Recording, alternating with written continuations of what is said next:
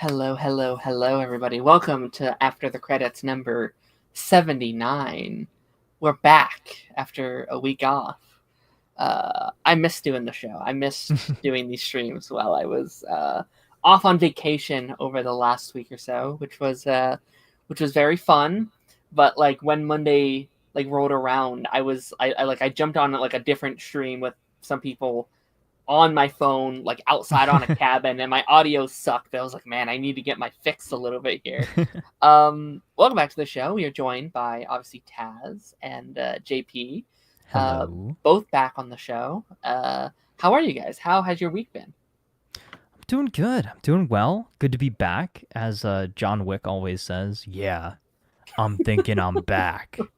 Feels good. Feels good. Definitely felt like a, piece of the week was missing last week. Not, being able to discuss everything, but gave us a little bit more time to kind of think about what we wanted to discuss this week. So.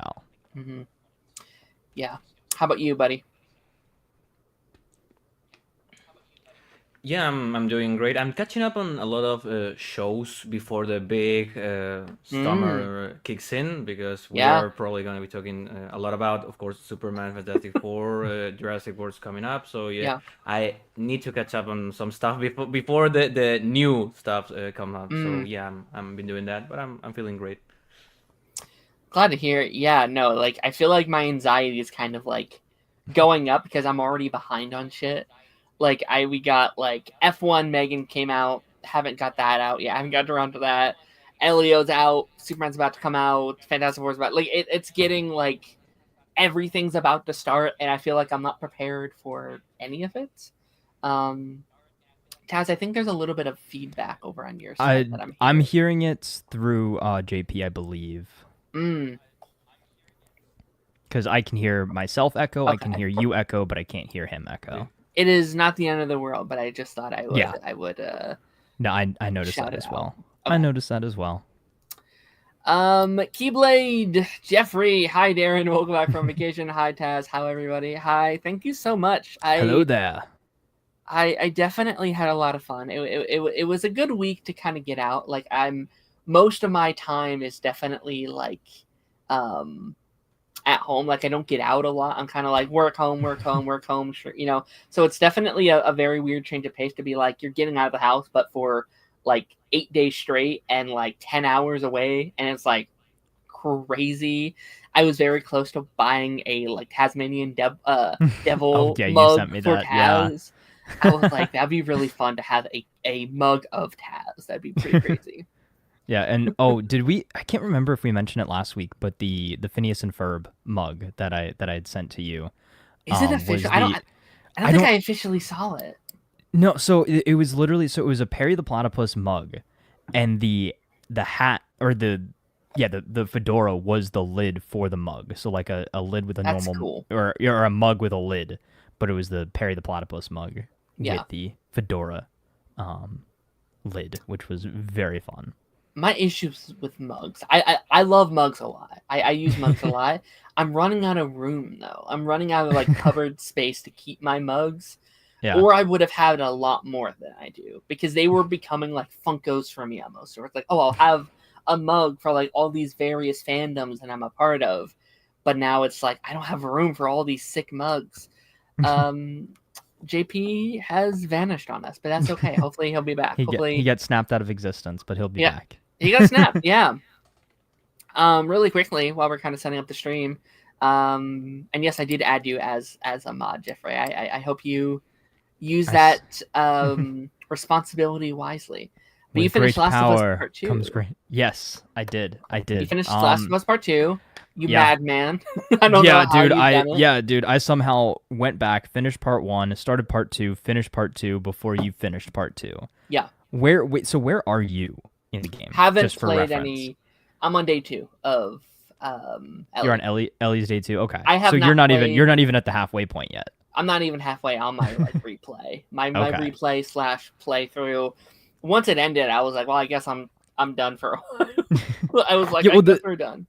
The show literally convinced me to play the game because again, my brother kept telling me, he's like, hey, like go play the game, see how the story plays out there. And I was like, okay, I need to. There was a sale. I got part 2. I played through part 2 after, like, immediately after finishing part 1. Gameplay is so much better. It feels very seamless going from the part 1 remaster into part 2 remastered, because visually they both look very, very similar. Pretty much identical as far as that goes. So it doesn't really feel like you've swapped to a new game until you actually go through the different gameplay mechanics. It's a lot more fluid. It's a lot more just a user friendly, I guess is the best way to put it. Like, you feel a lot more in control of your character, and I guess that makes sense going from playing as Joel, who's, older, more beaten down, kind of, a scrappy fighter in that regard, to then being able to play as Ellie, who's much younger, much more nimble, much more agile and mobile. And then Abby, who's an absolute tank, and you can just like fist fight zombies, which is insanely fun. But playing the game makes me realize that I was right about them going in a very odd order with the flashbacks in the show. Like, I much prefer the way things were laid out in the game versus the way that they were laid out in the show. Like, there are certain flashbacks that we got in the show that you don't get until the very end of the game. And I won't spoil for you now what those are, but we've seen too much too soon in the show version, and they've told us how to feel prematurely. Like, the game really allows you to take your time and make up your mind of, is Ellie right? Is Abby right? Are they both right? Are they both wrong? Did Joel deserve what happened to him? Or are these all just kind of, broken people that have done horrible things because of these horrible circumstances? So it's, again, very much so a fun journey to play through, a very emotional journey, a very sad journey. I still haven't fully processed the ending and how I feel. I would definitely have to let that sit a little bit longer. But it's interesting. Yeah.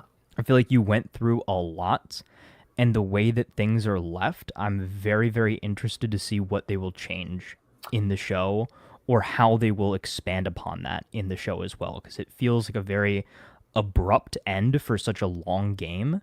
And the fact that we know that we're not just getting one more season, but potentially even two more seasons of the series, there's definitely room to play around with that.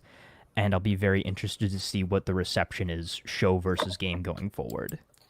It's definitely, I think, a valid point to be like, yes, but they kind of tell you more straightforward. They kind of tell you how to feel more than you kind of having to kind of learn that for yourself. But I do think, just for like the show audience, it makes sense why they did that. I think they needed to make you like Abby from the get-go a bit more than you do in the game. I think just like with a show and how people watch it, like once you buy a game, you kind of buy the game. It doesn't really matter if people finish it necessarily.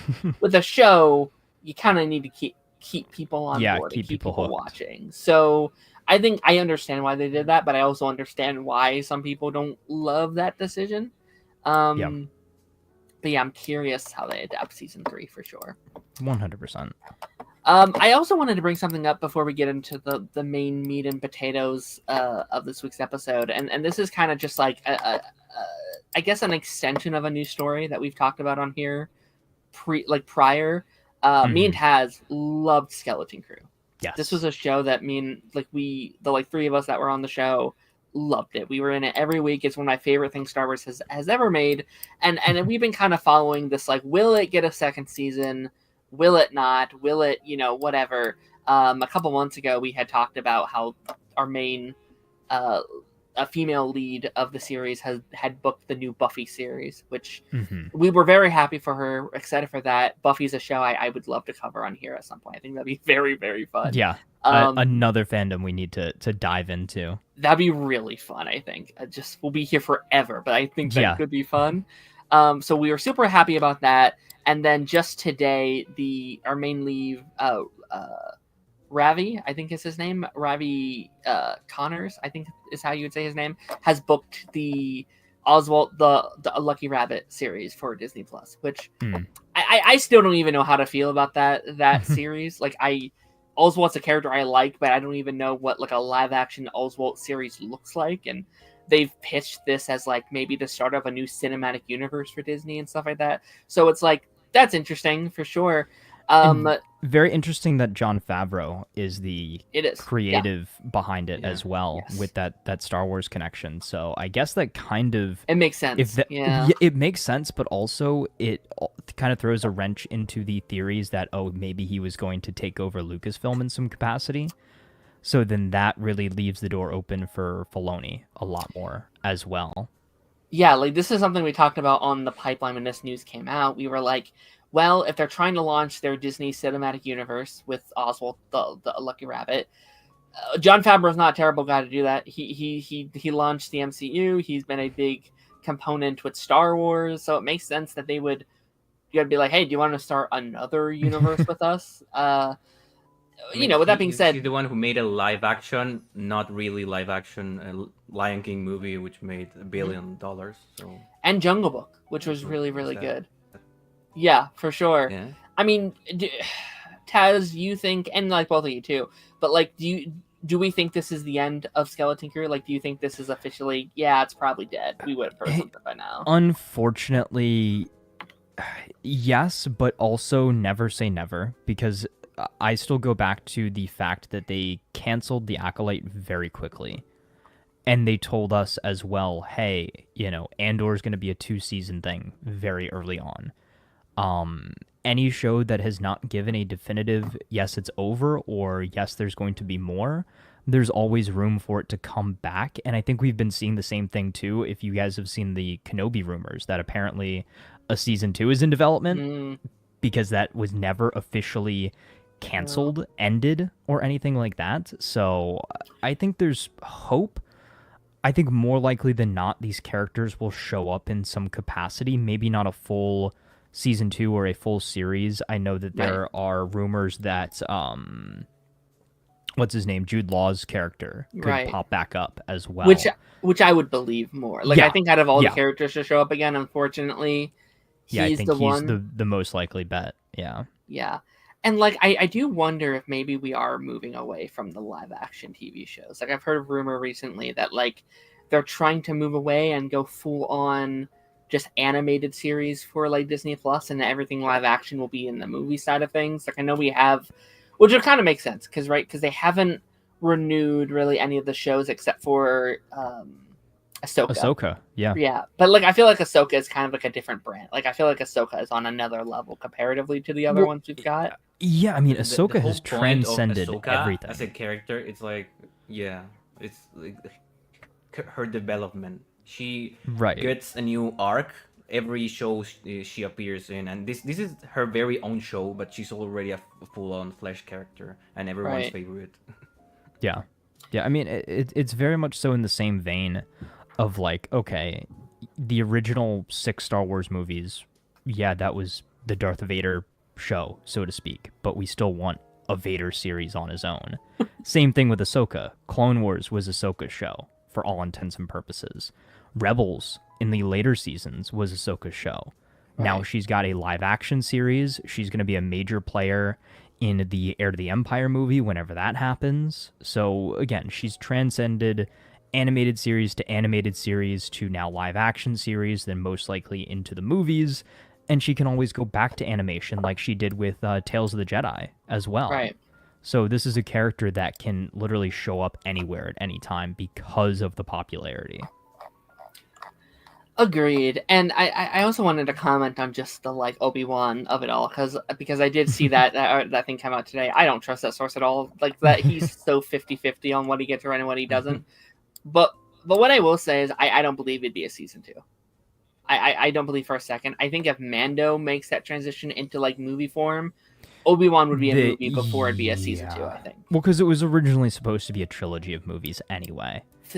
And I think the backlash from the series, if they can get Ewan McGregor signed on for another project, it should be a movie. It should be a movie because it needs the budget, it needs the attention, it needs the publicity of an actual movie. That might be one of Disney's biggest even if you love or hate the show.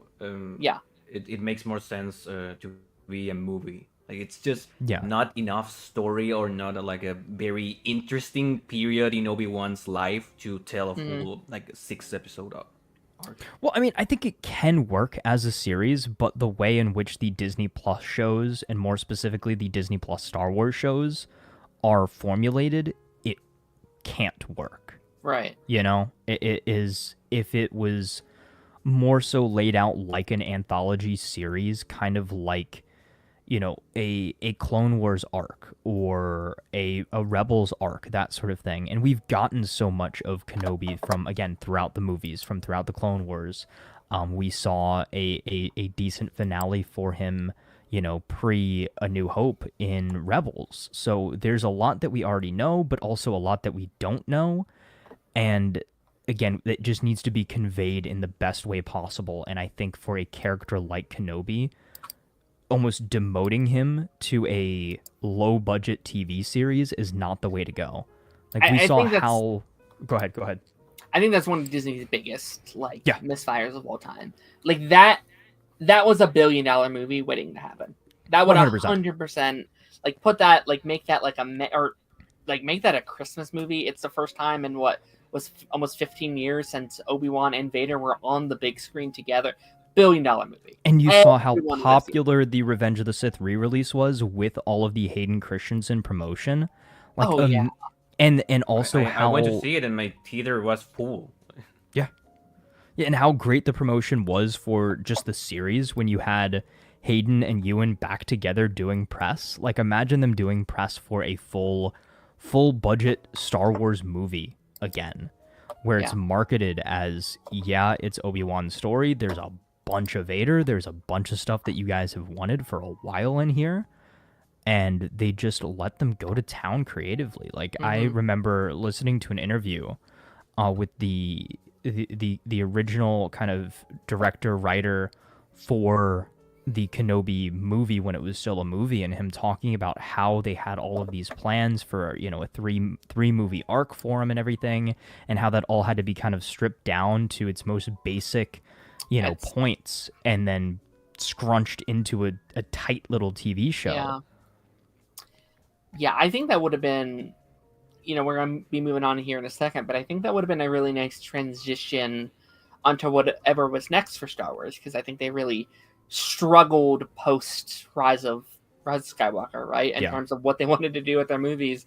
And I think that would have been nice to be like, oh, yeah, like definitely. Like they're still trying to get their stuff off the ground. But I think that would have been nice, like, okay, just do this little trilogy while we cook what's next. It's just little it's just like, it's literally, it would print money. Like 3 Obi-Wan Kenobi movies. All $1 billion movies. Spread out by like 2 to 3 years apiece. Like, come on. That's a no-brainer, Disney. That is a no-brainer. But they got cold feet because the Han Solo movie didn't do well. Yeah. And also, that was a weird era for Disney. That was the like Bob Chapek's. That was all streaming. Put and they did release 2 Star Wars movies within like 6 months of each other, which is not a great idea either, because then you overly fatigue yourself like you do with Marvel a lot of times. Yeah, I think Marvel had a better post event than Star Wars did, right? Like I think like Marvel was still kind of doing their thing, right? I think like they were still in the movies, they were still putting out stuff like No Way Home and like Deadpool and Wolverine and like, you know, very, you know, Multiverse of Madness and these very big events. I feel like Star Wars has kind of just like been juggling. Like they're just like throwing darts at a board. They're like, maybe this will stick, maybe this will stick, maybe this will stick. And you've got some hidden gems in there. Like you've got your Skeleton Crews. Yeah. And, you know, in my opinion, I really liked The Acolyte. Don't hate me. Right. You've got things like the tales of the Jedi, Tales of the Underworld, all of those, you know, the animated stuff, Star Wars Visions people really like. So you've got your hidden gems, but then you've also got, you know, your big flops or things that are not as popular as they should be, like the, you know, most recent season of Mando, Book of Boba Fett, that sort of thing. As much as I love Ahsoka, as much as a lot of people do, some people don't like that kind of like mystical, magical, you know, Dave Filoni side of Star Wars. So that's kind of hit or miss for a lot of people. But again, as I feel like this conversation always leads back to, that's why there's so many different facets of the fandom, right? Very sure. Very true. All right, we're gonna be diving into some more Phineas and Ferb. We're gonna be diving into the next 5 episodes. Now, Taz has not continued a journey with us, which is a-okay. But, I'm sorry, I've been busy. How dare you? Doing my secret agent Perry the Platypus things. I was like, should I remind him? I'm like, I already asked him about Ironheart. He's doing his other stuff. I'll leave it be and see what we do this week. I'll give you guys my thoughts on this maybe like 4 weeks from now. What's that? Yeah. Oh yeah, there's so much to watch. It's I'm just balancing like we have the bear that I'm gonna be asking him to watch, and we got like so much coming around the corner. So you have now seen all the episodes, right? Yeah. Okay. Yeah. I think it was a very solid first half, but I would say I did like the episodes we're going to talk about now more than the ones we talked about a few weeks ago. Definitely. I 100% agree. This is something that we talked about a little bit last week, where I feel like the first 5, some of those were good for sure, but I feel like they were really finding their footing again. They were really like, okay, we're back, we're trying some things. Some of it worked for me, some of it doesn't. And as we kind of like went down the line here, I was like, oh wait, these are starting to feel a lot more like the Phineas and Ferb that I remember comparatively to those first couple. So last week you talked about the first 3, right? Do you want to talk about episodes 4 and 5 just a little bit, just as your kind of like general thoughts on those ones now that you've seen them? I actually would prefer if we went ahead and just go to number 6, because I managed to somehow watch the ones that we're going to talk about now, but I don't think episode 4 was available for me to watch. It's super weird. It's super weird. I don't know. I think they put it in a different order. It's interesting. Okay, so yeah, the first one in episode 6 was a cruise episode. It was a cruise episode. They're all on a cruise. They like build this like built-in like viewing point up from the cruise that they were on, and then there's this entire subplot about Doof. They like shrink. Perry and Doof shrink, and they're getting kind of carried around by like seagulls and various different stuff.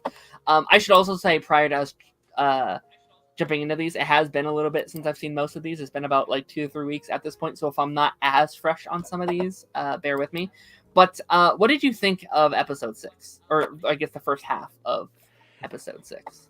Yeah, same for me. I watched it a few days ago, but I would say that it's the thing that happens in these other couple of episodes are more memorable than the ones that we talked about a few weeks ago. So yes, I very much liked the decision of, hey, you don't really need Isabella, Buford, and Baldi every single episode, and you can focus maybe on Vanessa and Monty's relationship in this one. I wouldn't even say Phineas and Ferb were like the main thing. They were on the side doing a little bit of other stuff, and Doof and Perry jumping around in like that was fun, miniature Ratatouille style. It was like very very fun to have. Yeah, and I think the credits were like not there. Like they wrapped up this first half a little bit quicker and went ahead and just continue with the next half. Yeah. Agreed. Yeah, no, like I thought, again, like as we got into them, I think we start to feel a lot more like classic Phineas and Ferb again. I think it has those classic antics, in terms of like memorable stuff for like the kids. It's still not like the most memorable episode, I'd say, but I think we're definitely like leading into the right direction with what we're doing here in terms of like the main plots. And then the second episode, which was Lord of the Firesides, this was an interesting one. This was the one where the whole time I wasn't quite sure how I was feeling. This one is not really any of the other characters, right? There's not much Phineas and Ferb action going on. It's kind of just focused on the Fireside Girls and what they're doing, and they're having their meeting. and they get hit with this like disagree ray from Doof, this like argumental ray where this group of kids that are normally super, agreeable and fun, they're just, they can't decide on anything, and they're fighting and they're burning the place down, and there's this really fun song from the Isabella actress that I thought was like they were having a blast.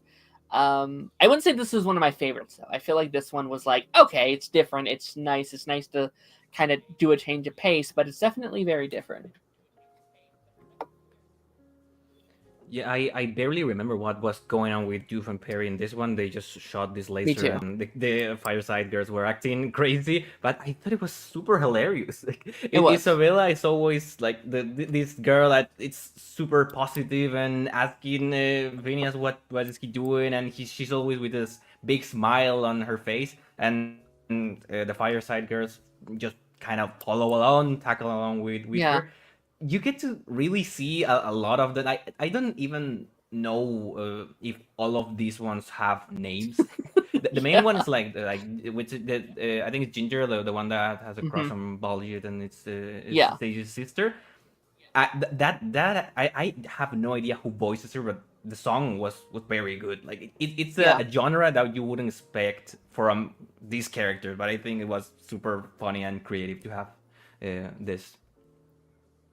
Agreed. Yeah, like I think these episodes are very fun, very important to just like step away from what's going on, and like again, like I feel like there's a lot of these kind of episodes this season where they're like very diverting from what the main season is doing and like what they're working on. Which I think we're probably going to see slightly less of that as we kind of move on into the series. But I think what really happened in these first bits, where it's like these are episodes that they clearly have been thinking about for years. They really want to tell. So a lot of these episodes are these like gimmicky episodes that they're like, oh yes, this is one that we've always wanted to do, where it's focused on them, and they're not so agreeable. They're not as fun as maybe they normally would be. So yeah, no, I thought that was very fun for sure. So episode 7, the first half of this would be the Candace suit. So this one is, I think, the one that a lot of people have been talking about. This was in a lot of the marketing for the season. This is like the cursed episode that everyone kind of keeps talking about. Of like, this was a weird episode. This is arguably one of Phineas and Ferb's weirdest episodes. But I kind of liked it, I feel like there was a lot of charm. I don't know if charm is the word I want to use for this one. What did you think of this one? Because I feel like this is one of their more controversial episodes. Yeah, it kind of has like a feel like you wouldn't... I'm not saying that you wouldn't put this on Disney Channel, because they are putting this on Disney Channel, but it feels more of like a new idea. We've laid the ground of Buford being this charming most of the time, but creepy guy, absolutely. And he's mentioned before that he has like replicas of everyone around. There's an episode where he dresses up as Phineas and Ferb. So this is just building upon this. Like, it's more of realistic stuff. This is something that you would do in animation. Like, we've seen the new Lilo and Stitch movie, and they use this I don't know how to call it, like they just turn into human. The aliens, they just turn into human. When we're talking about animation, you can have an alien character put on a wig, and that's it. That's their disguise.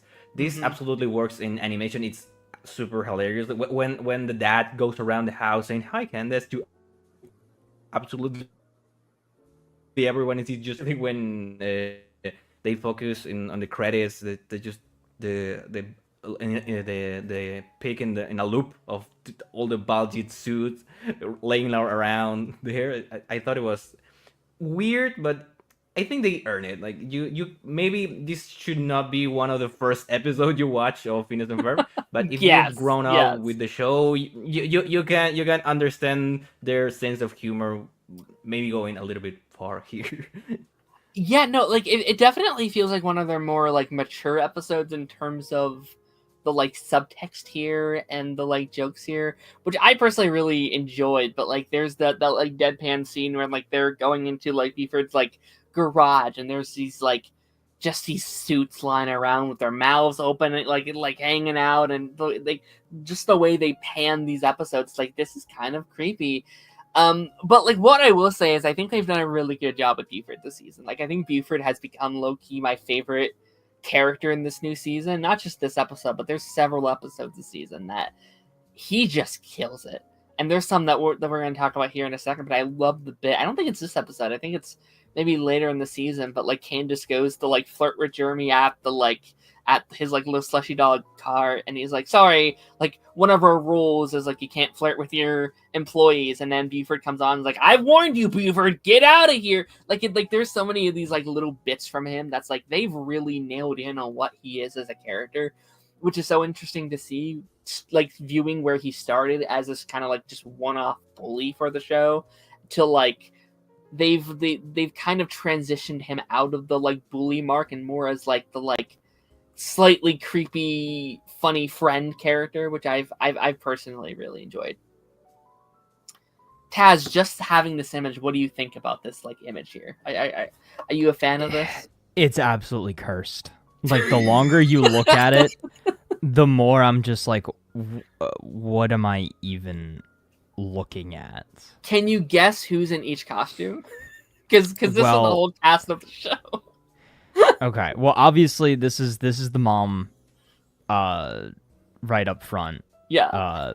Ferb's putting up the peace sign, and then I have absolutely no clue who everybody else is. Neither do I. I know one of them's Phineas. I know one of them's Isabella. I think Phineas is the one, I guess, on our left because of the odd head shape. Yeah, it looks like a bird. I think that's the one that's like messing with me a little bit. I think Phineas and Ferb, I think they're both in the same costume. As you can see that the triangle right there. Oh, you Ferb are right. Top. Wow. Yeah, so they did the like stack the guys to get into the movie even theater more thing. Weird. Oh, this is okay. I guess I'm in for a treat.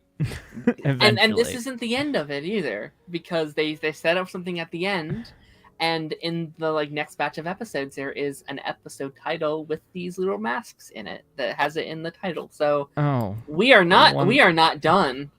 We are not done with these guys.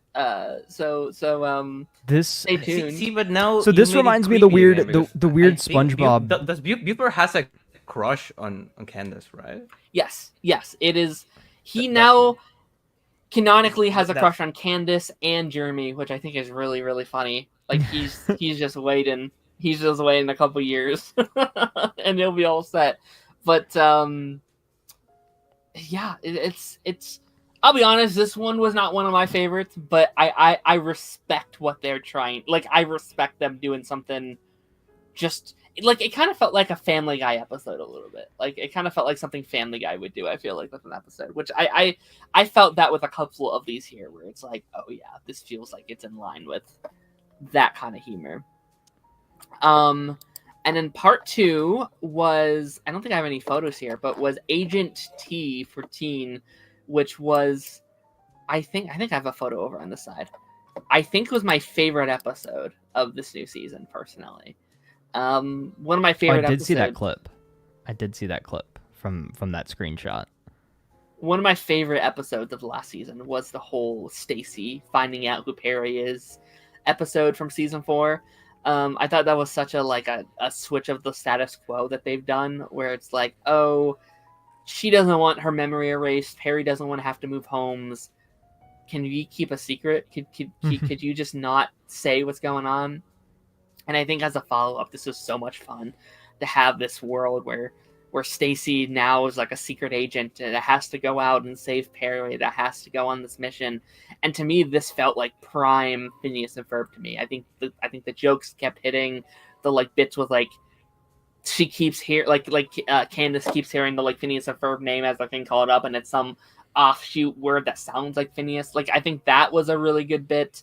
I really enjoyed this episode. I think this was one of my favorites. How about you? Yes, I think this one feels great in a very original way. and also Yeah. from a continuity standpoint, because this is not wrong. I think this one is from the episode they Phineas and Ferb and the whole family go on the ship. So Stacy's just like there looking after Perry. But there are multiple episodes, or there's this one and the next one when we see the continuity about Stacy knowing who Perry really is. I think that's great because the episode it features other scientists, which are Doof's bodies we've seen before.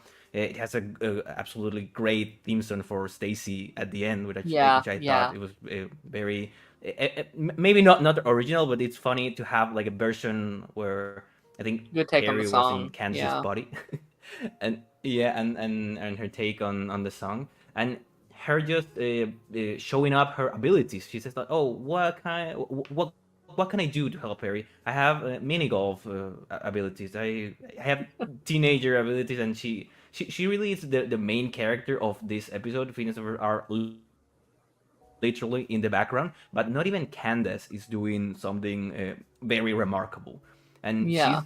she's everything. I think she's a very a surprisingly well developed character, honestly.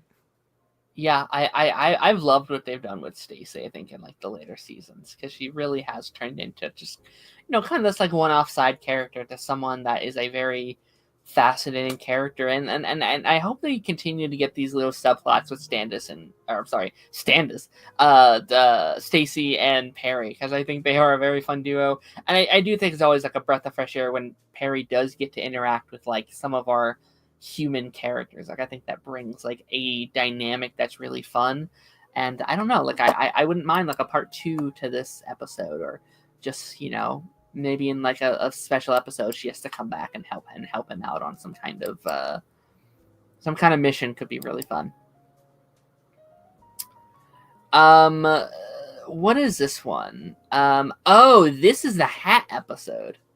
This first one is the one where Yeah, we have Perry breaks his hat and he has to go and get a new one, and Doof turns into like a Mothman that's eating everything and doing all that kind of fun stuff. I also enjoyed this one quite a bit. I thought this one was really fun. I like, it's interesting, like adding more lore to like the Alka stuff, that like these hats are like these grand commodities that feature all these things, and like once the hat gets destroyed, it's like it puts their entire agency at risk, which I feel like is a slight retcon, because we've definitely seen stuff with the hat in previous seasons where it's like it falls down somewhere, or like he's pulling things out of his hat, and vice versa, where it's like I wonder if that's a retcon or just like they've updated their systems in recent stuff kind of thing. But I thought this one was pretty fun.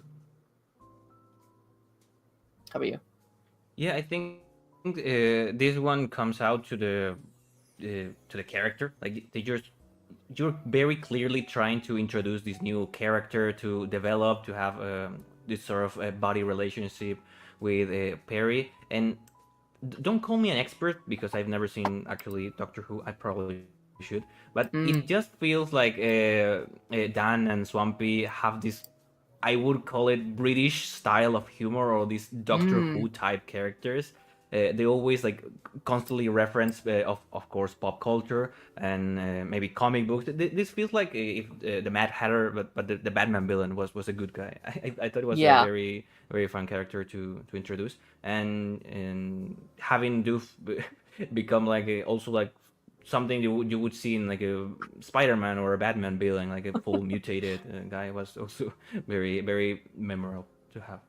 It was very fun. Yeah, like I felt like this character felt like a mix of like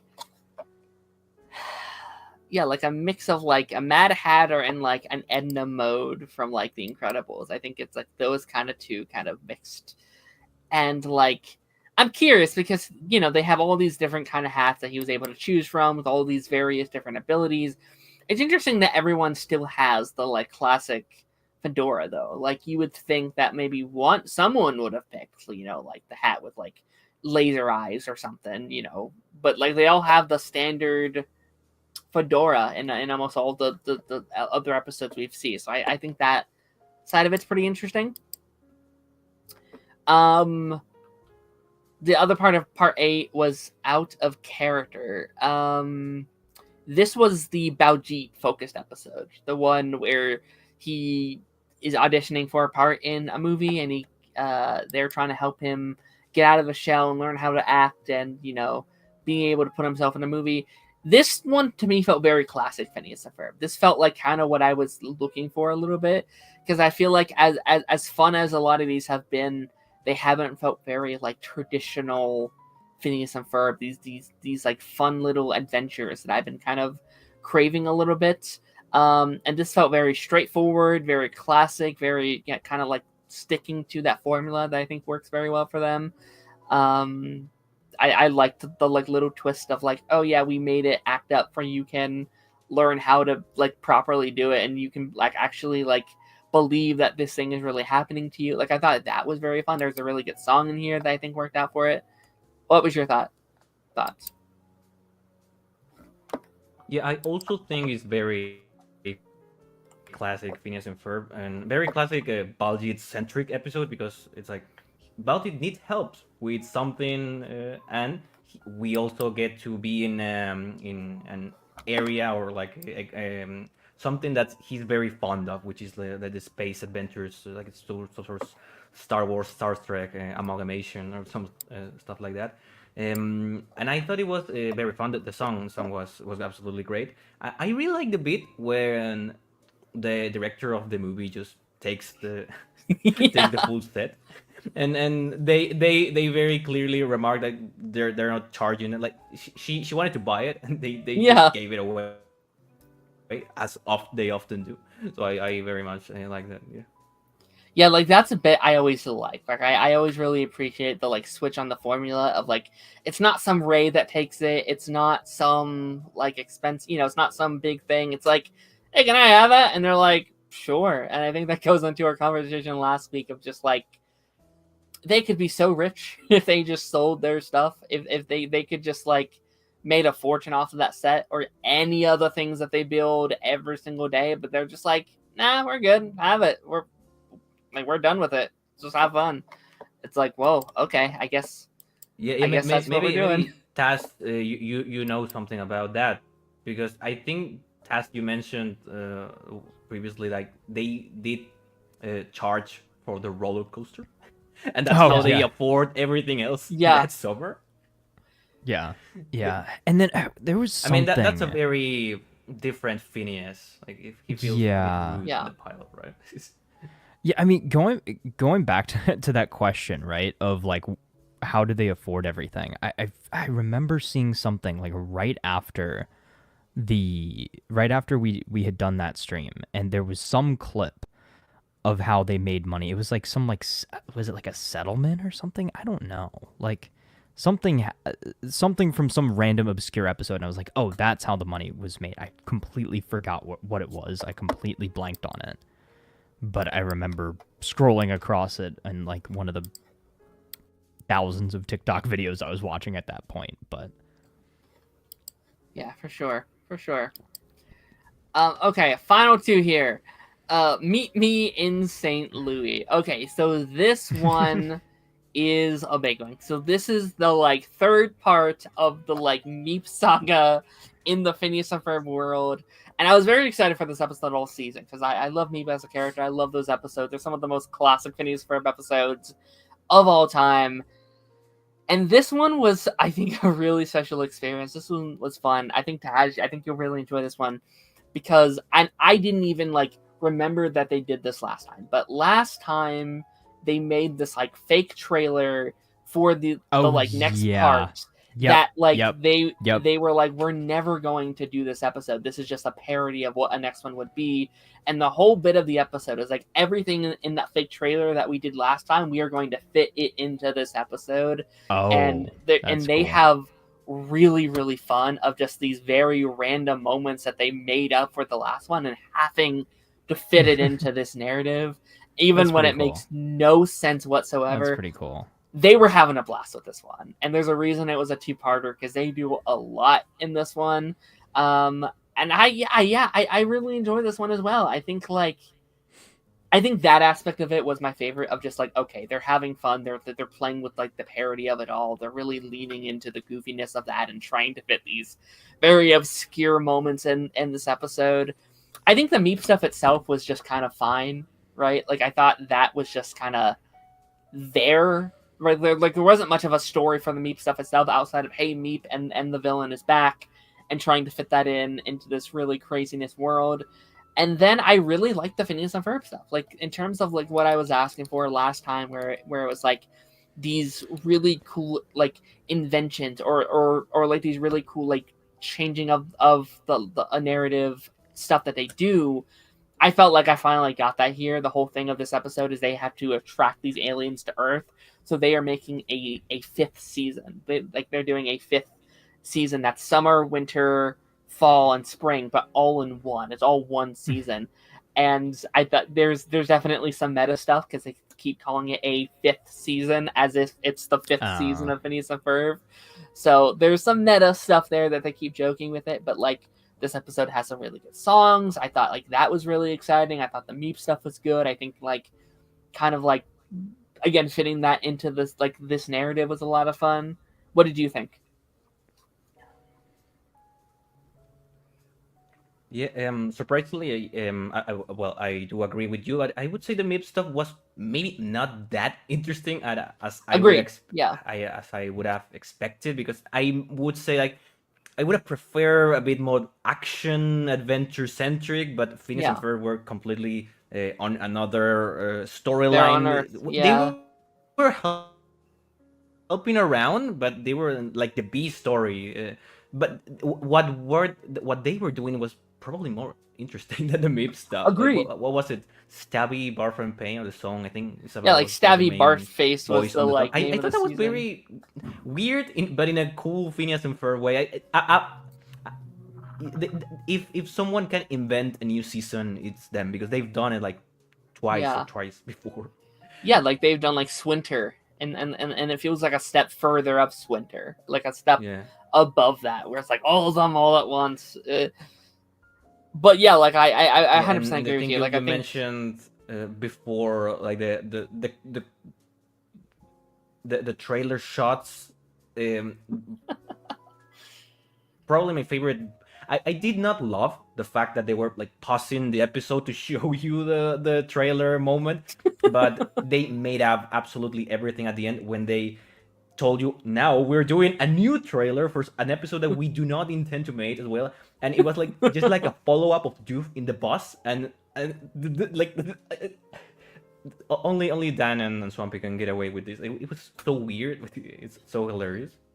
It was it was very funny, and like I definitely you have to at least respect the balls to be able to like, yeah, we're just gonna do it and have fun with it. And like, again, like I bet this was another one of those episodes where they were like, if we bring the show back, we will follow that up, and you know, we will try and fix that and actually do the trailer.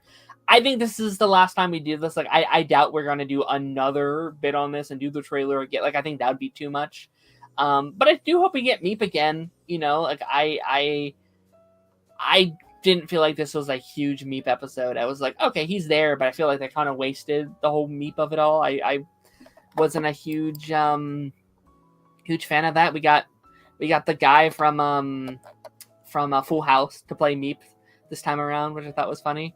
But yeah, pretty good episode, fun episode. And then to wrap it all up, the final two episodes. But this is an episode for someone who's been watching the show, like someone who grew up with Phineas and Ferb.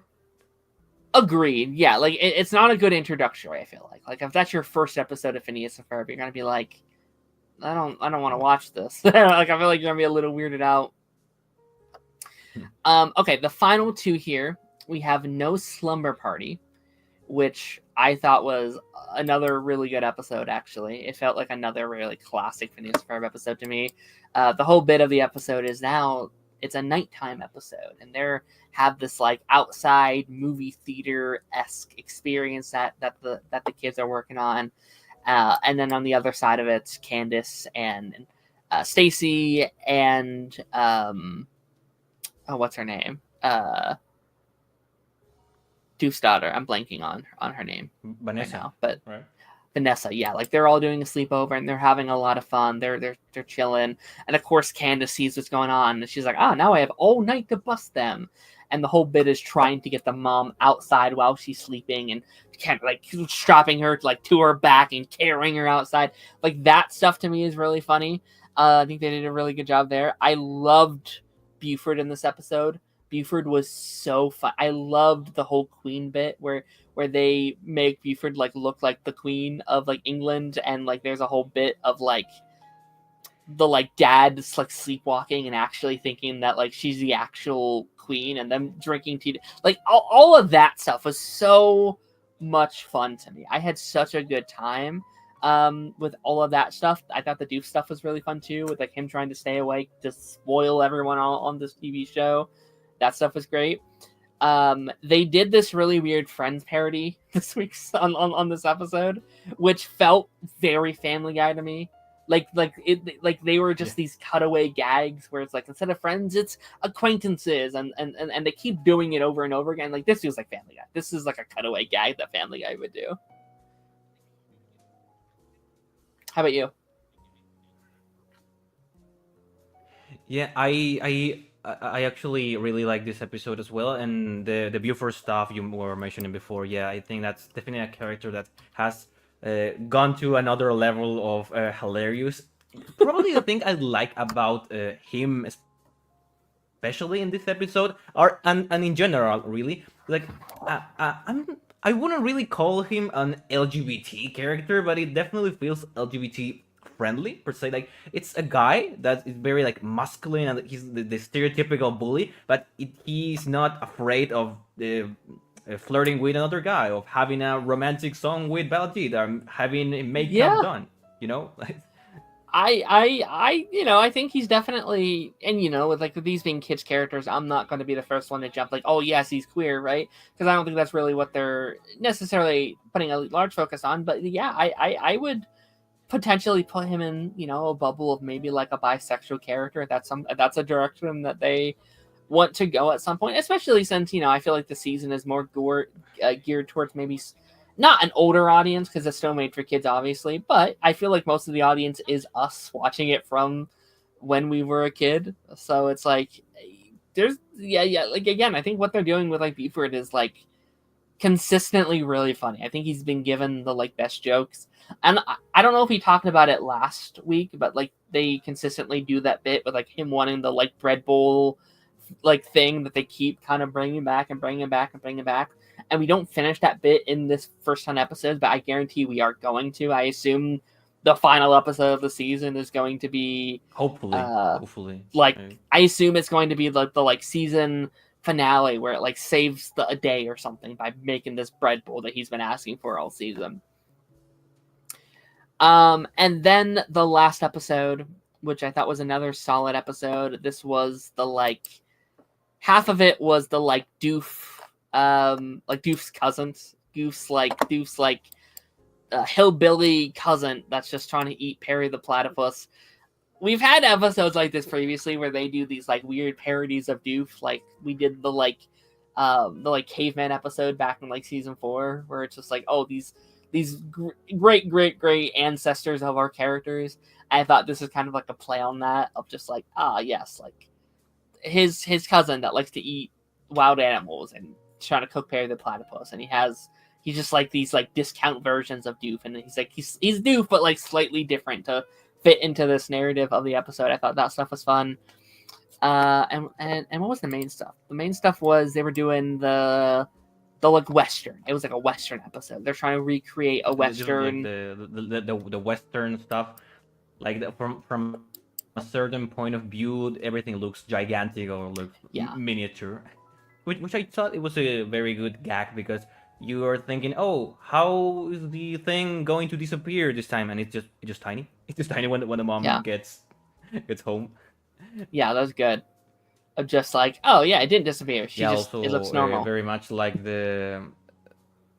Yeah, I do like this cussing, because it feels weird not to have the official Doctor Heinz Doofenshmirtz on a Phineas and Ferb canonical episode, because the one you were mentioning before, like a time travel or what if scenario, but it serves the same purpose, and you get Dan to voice a different character, which he's very very good at. So that's fun to see. Yeah, it's a great kind of twist on the like formula that I quite enjoyed. I don't need to see this character back, but I thought he was a little fun, nice change of pace. And yeah, like that's kind of all the episodes that we have for the first half of the season. We have 10 more coming. I don't know if it's going to be this year or if they're going to push it to next year, or kind of like what the plan is for the second half, but I'll say I think this first half, to kind of wrap up the like Phineas Ferb segment, because I know we do have to move on here. I've really enjoyed a lot of these. I think a lot of it worked for me, a lot of it didn't work for me, but I think this is their period where they're allowed to kind of do that, because they are, again, they're coming back after 10 years. They're trying to find their rhythm, and I think we're actively seeing them improve the show and like improve the new formula and what they want to do as we've gone along here.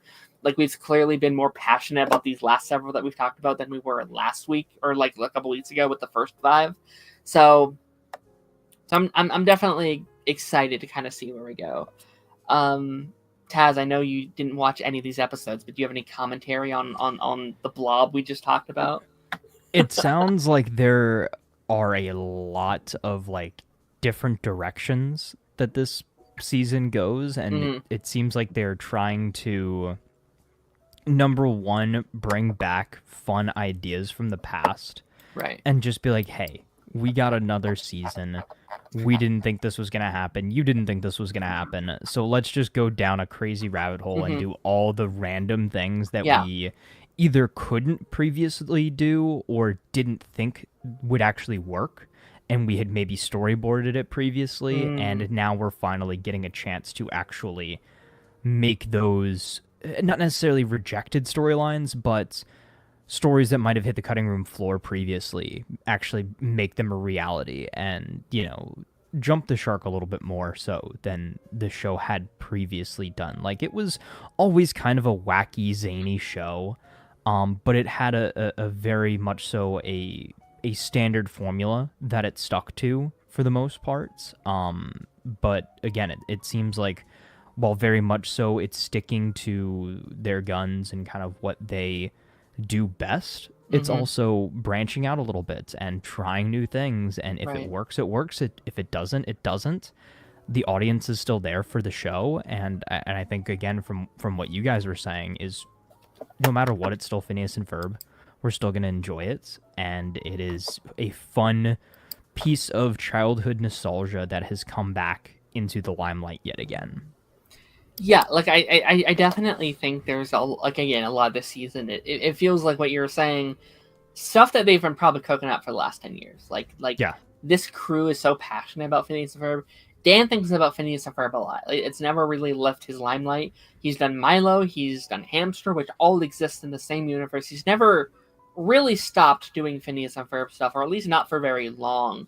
Yeah. So his whole TikTok has, for the last 5 years, has just been talking about Phineas and Ferb and 100%. Breaking stuff down and talking about it. So I bet he's had a journal of hey, if I ever do it again, there's all the things I do about. And also he's very insightful, and it's not just Dan, it's also Swampy. I feel like Dan gives all the credit. It's Swampy too, both of them. They are very online and they're listening to what everyone is saying. And I think the whole Suit Candace episode is 100% one of just listening to the fans, because that's one of the most clippable moments from the whole run of the show, where people talking about Buford has a suit of all of his friends, and that's a joke that gets passed around in the fandom a lot. So I bet they're consistently seeing that and being okay, let's expand on that joke that we made 10 years ago. Let's what does he do with those suits, and what crazy idea can we have with it? And I think in that example, it's so much fun. Let's put Mom in the suit so this universe doesn't think it's actually her, and she can see what's going on. That's a great episode. That's a great episode pitch. So I'm excited to see what the final episodes do. We have at least 30 more episodes coming in this season, and also the upcoming season 6. So a lot more Phineas and Ferb to come, and I'm excited to see what they do with it. That being said, we're moving on to our second show. We are an hour in, so I'm sorry that took so long, but I definitely had fun talking about that. We have Ironheart, the newest MCU series, the final project in the Marvel Cinematic Universe Phase 5. A show I've been very excited to come out. We've been waiting like a century for the show to come out. Yeah, we had previously kind of talked about this. This show has been in not necessarily development purgatory, but release purgatory. Like, it's seemingly been done for a while, a couple years now. Like, we've heard about this show for what? I remember seeing like set photos and stuff like this maybe 3-4 years. It was announced 4 years back ago, in but like 2019, I think. Okay, and so yeah, it's been an idea for a while. It has, and like people at like a con back in 2022 saw a whole trailer for it. Like they saw footage, and they're like, "Hey, this thing looks really good. Can we see it at any point in time?" And it's definitely very much confused me what the delays have been. Why haven't we been able to see it? And I had a couple theories over the years. I for a while I was thinking it was like Young Avengers stuff, because she's a character that I always assumed would be under your like Young Avengers banner, and I was like, oh, they're waiting for like Agatha to come out and blah blah blah, and Agatha didn't really have any connections on that side of things, so I was like, okay, and I have some theories, and maybe we'll talk about that a little bit later to what we'll see and stuff like that. But let's just go into like general thoughts. Taz, how are you feeling on this show? I mean, you comparatively to us, I assume you have less of a history with Ironheart because you have not seen Black Panther 2. No. I mean, the only thing I really know about the character, which is funny enough, different, I think, for most people, is the character in the comics. Like, I didn't necessarily read any comics, but I, learned about this character, kind of when she first made headlines. And, the big thing that I knew was the Tony Stark AI in the comics, right? Which you kind of drew parallels to, obviously, the AI that they create for the show that, I'm sure we'll get into a little bit later. But that was pretty much the big thing that I knew, is like, okay, hey, young kid, very, very smart, can make her own kind of Iron Man armor, wants to, in some ways, take up the mantle, or, show that the mantle can be taken in a different way, which I think is an interesting concept. However, we're not necessarily so far removed, but I feel like we're almost past that era of like, oh, we need a Tony Stark successor. Like, I feel like we've gone through this whole, couple phases now of movies post Endgame where, we had that story with Tom Holland's Spider-Man. Like, oh, how do I live up to my mentor? We've had that now with like, okay, how do we create new Avengers teams to live up to this? We even get a little bit of that, like, again, the Fallout kind of, how does it affect not just like the global cosmic stuff, but how does it affect the street level stuff? Like, even, you can feel some of the fallout in, like Hawkeye and things like that. Like, so there's elements of it, throughout the now post Endgame MCU, and this feels like a project that should have come out like very quickly after Endgame. However, it's kind of sat there again in that kind of non-release purgatory for a few years. So I think maybe the biggest issue that a lot of people have is that it feels somewhat out of place within the timeline. Like, what does this have to do with all the multiversal stuff? And there is a small little element, and this is probably my favorite element of the show, is the kind of mystical, magical side of things with the Hood, and, I'm just going to come out and say it, most likely Mephisto, that we've been speculating on since WandaVision. And I think that was my big draw, is I was like, are they really going to do the thing? And episode 2, episode 3, really, I'm like, yeah. They're doing that. Well, like, that was always my favorite pitch of the show. Like, this show is always pitched as it's going to be technology versus magic and like Right. supernatural, and what are the similarities to it, and how do they differ, and how can technology like fight the like supernatural? Like that stuff is really very interesting to me, and I feel like the MCU has never really dived into the supernatural side, I think, on like a big scale. We've like dipped our toes in with like Doctor Strange and Agatha, but I we've feel kind of like gotten that little explanation of like, oh, magic is just science we can't explain yet, and that sort of thing. And I feel like with these first couple episodes, it's the most like supernaturally I feel like the MCU has really felt for me. I guess outside of like Agatha, I guess would be the like next big thing. But like this is maybe as good a time as ever. Is I messaged you kind of right when I was in the middle of my watch through. I was like, this really reminds me of sort of like the Runaways / Cloak and Dagger Marvel era in a lot of ways. Like it doesn't feel very similar to a lot of the other Disney Plus shows. Like it's not like Moon Knight, it's not like Hawkeye, it's definitely not like Daredevil, it's not like WandaVision and Agatha outside of the little magic connection. Like it really does feel unique in its own way, which is a really good thing, and I think that will separate it from a lot of other MCU projects and a lot of other just Marvel projects in general. But I feel like they really need to lean even more so heavily into that unique identity for the back half of the season, for it to really stand out and stand apart. Because, you know, like you said at the beginning, this character was established in Black Panther 2.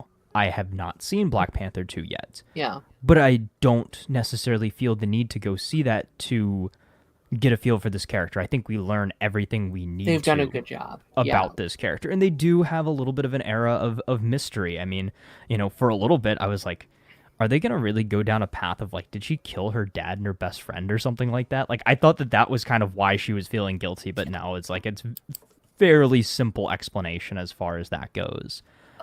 But yeah, there were a lot of elements that I actually ended up very much so enjoying, but also I do have I won't say quite a few nitpicks, but I do have some problems with the show as well. I think some of them are popular issues to have, and maybe some of them are not so popular issues. Where are you standing? I'm really enjoying the show. I really enjoyed these first 3 episodes.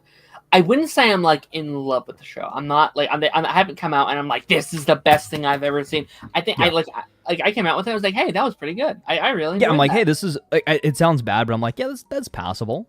Yeah, it's good because there's been so many other things that I'm like, like I'm not. It's good. Yeah, like it's really good. I think my issue is more on the outside of it. I'm just being like, I think you said it like doesn't feel like the other MCU shows, and I agree in style, but I think in formula it still is for me, and it's still suffering from the same issues that a lot of those that 6-episode event thing that's really frustrating to me, especially in episode 3. I think episode 1 and episode 2 is a really good like build up. It's like 100%. It's building good up to something really cool. They should not have done episode 3 immediately. You're right. Let's talk about that right now, because I don't like that at all. The fact that we got 3 episodes and then the show is over next week with another 3. Like, where's the suspense? Where is the let's talk about it a little bit more? Like, I remember, you know, when I first came back onto the show, and like you and Darth were having a lot of fun talking about Agatha week over week over week. Like, that's how a show should drop. Like, to keep the conversation going. Like, imagine it's like 8 weeks. The speculation. Imagine the speculation that could have been had between, you know, episodes 2 and episode 3. Yeah. Like, they give you a little bit of taste of that magical Mephisto connection, but we just skip right over that. And there's no real era of mystery. It's like, okay, yeah, cool. The Hood made a deal with the devil, literally. Yeah.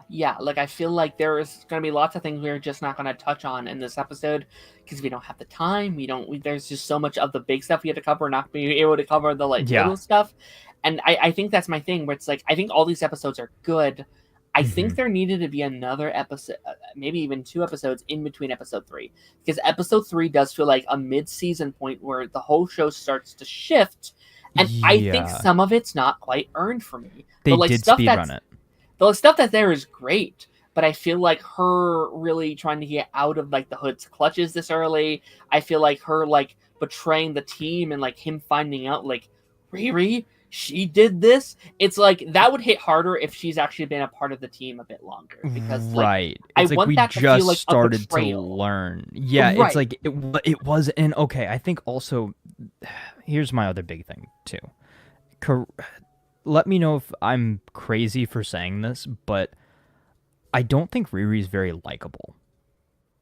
That's interesting. Like, I think it's tough to connect with her because, for all intents and purposes, she's acting like a villain. That's interesting for me. And it was further solidified in this final, in episode 3. But go, tell me your perspective on this, and then I'll kind of. I like Riri a lot. I think she's a very fun character, but I think they're definitely having a lot of fun with the like morality of her as a character, and like also I think she's also struggling with that though, because she knows what she's doing is wrong, and she doesn't like the her that she's turning into. I think that's very interesting. But also I think there's been like from the show coming out, I think there's now a bigger conversation about the like morality of a lot of characters in the MCU, and like there's been a lot of comparisons to her and Tony Stark, obviously, and like I think it's very interesting for people to be like, oh man, I can't believe she's ruining Tony Stark's like legacy. Tony Stark blatantly murdered people in like the first half of his movie. He sold war weapons to like, outside sources. Like Tony Stark starts as a horrible man, right? He's not a good guy. And I feel like we kind of find that with a lot of our MCU characters are like active killers and murderers and not good people. In a different way though. Like think about it in the perspective of like the Punisher is a vigilante murderer. He kills bad guys, cool. But like he's a soldier as well, right? So that's that aspect of it. Iron Man, yes, definitely not a soldier, but he was in a war zone. And those were the people he killed. He wasn't killing his like street level villains. I feel like yeah. Go like ahead, I know it yes, there's a little bit of a disconnect, but it's almost like the difference between like I'm trying to think how to compare it, right? Is think about horrible comparison, but Superman killing Zod at the end of Man of Steel, right? Like he did that not because he's a killer, but he did that because it was a time of war and he had to do what must be done. You know what I mean? Iron Man did the same thing. He was captured by, captured in a foreign land in a war zone and had to do whatever he could to get out of said situation. It was life or death. However, in this scenario we see with Riri, right? Like she's super genius, went to college at such a young age, did all of these like, great things, super smart, has access to all of these resources. Yet she wants more than she has access to. Gets herself kicked out of school, joins a criminal heist group, and then ends up killing a guy, quote, kind of. Was he innocent? No. But did he have to die? Did she have to not save him in order to save herself?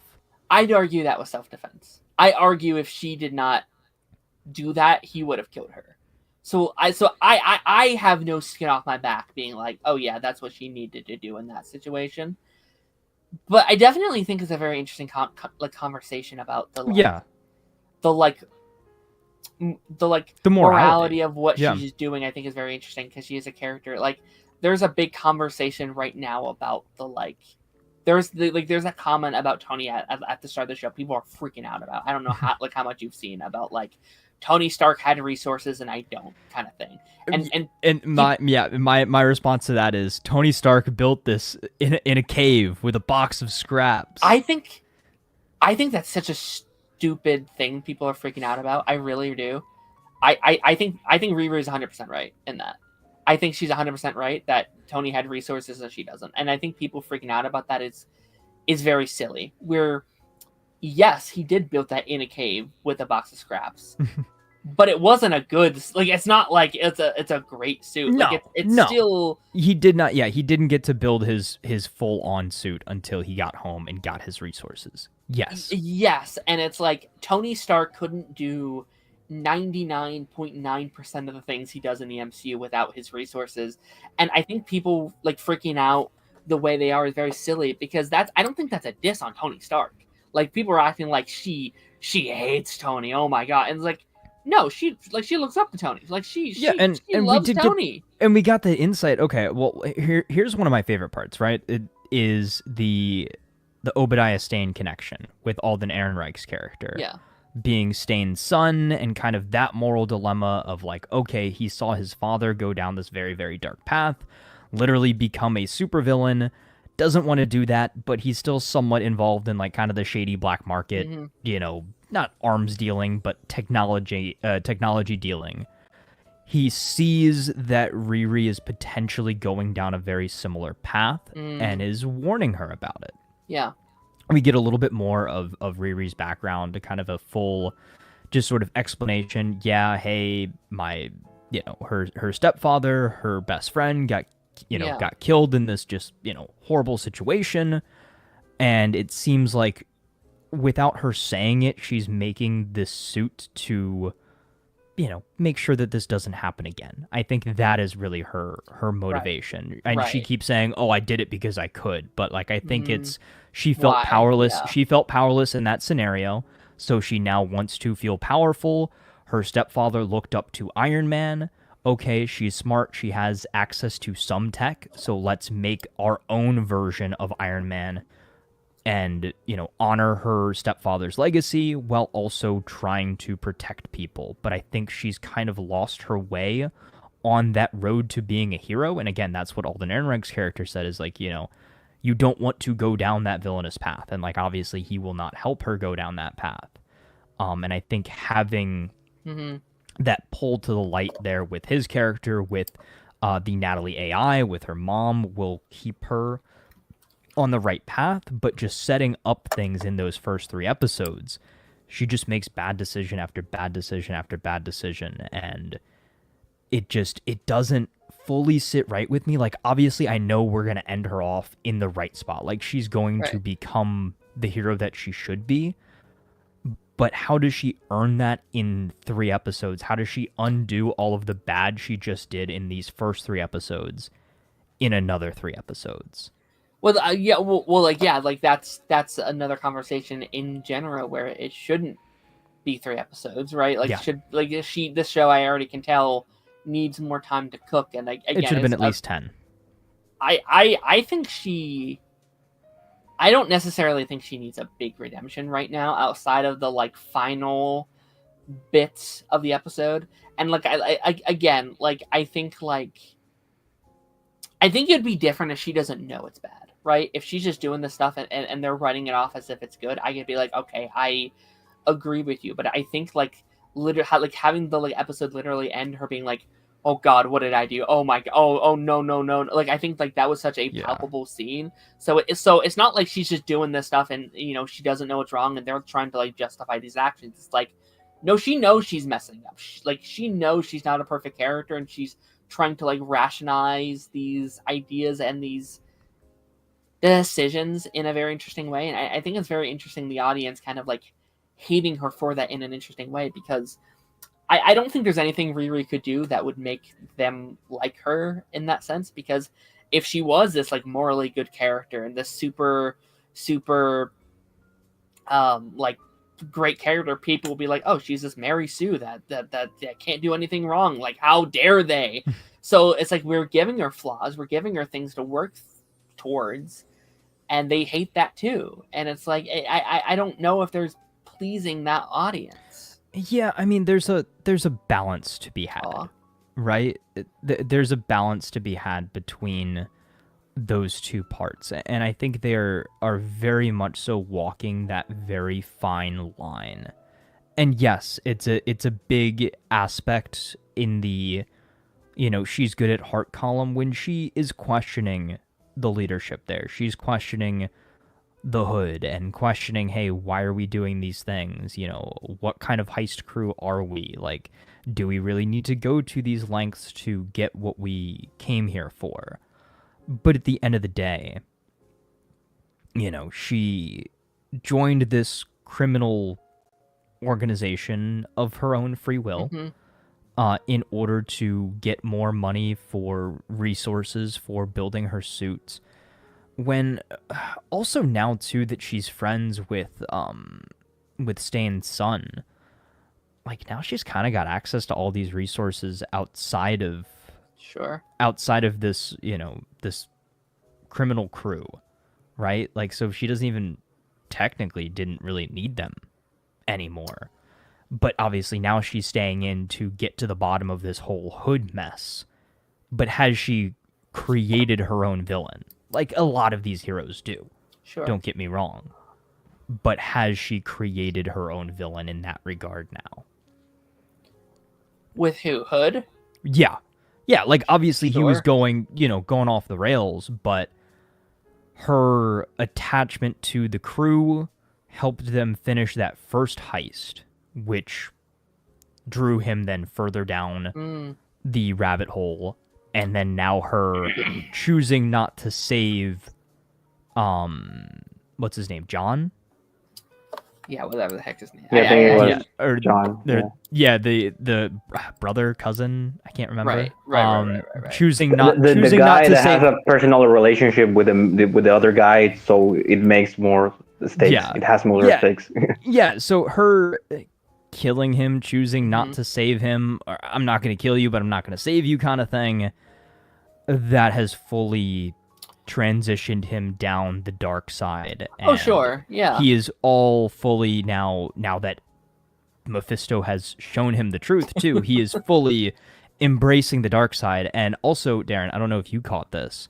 One of the, like, creepy voiceovers was like, "What do you most desire?" And I was like, ooh, Lucifer. Tell me, what is it that you desire? I definitely think you're onto something, though, and I feel like most of the good villains, like, can point out the, like, flaws in your hero and can point out what they've done. And yeah, I do think, like, anything going forward is on her. It is on her as a character. I think that's very fascinating. I want to read this comment. Serenity, thank you so much for giving your input.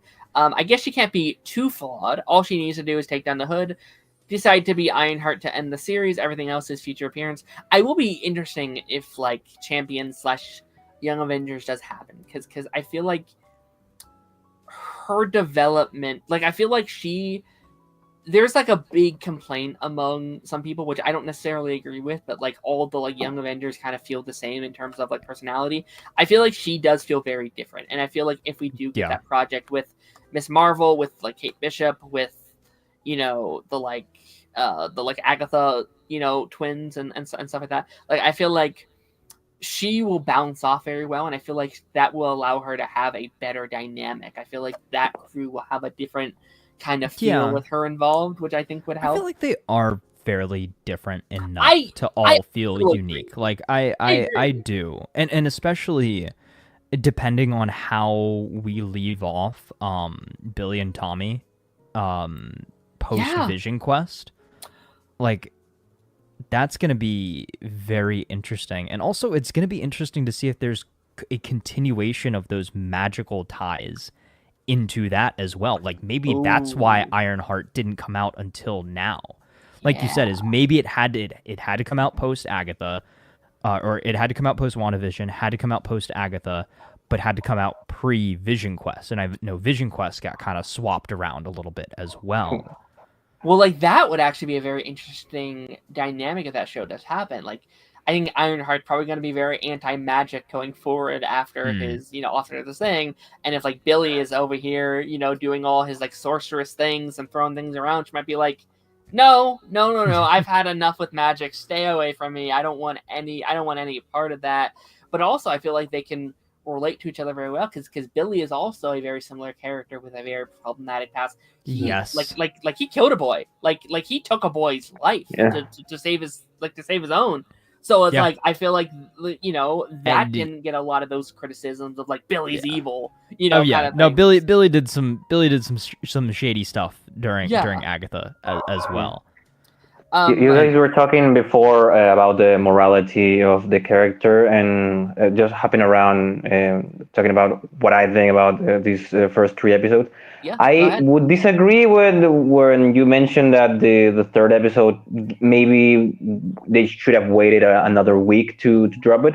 But I think everything in relation to Ironheart as a show, it just feels like they have to release it before anything big makes you forget about it, because even if I'm still catching up with Andor, but that show, it had a 3 episode drop. They had more episode, yeah, but it was big. Like it made it a big deal every night, and maybe it's probably the opposite with here. Like they didn't really push the Ironheart show with the marketing. Like they have all a bunch of stuff, but when everyone is thinking about, oh, Fantastic Four and Superman are coming up this summer, they are not really thinking about Ironheart. They probably didn't want the show's popularity to be buried behind those big movies coming out. So maybe that's why they did this. And I don't hate them and don't blame them for that, because when I finished episode 3, I really wanted to watch episode 4,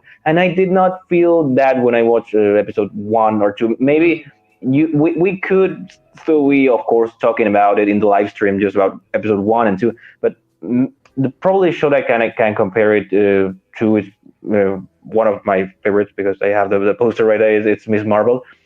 I'm a huge Miss Marvel fan, but I don't think the show really live up to the expectation that I had, because weekly it didn't feel that strong.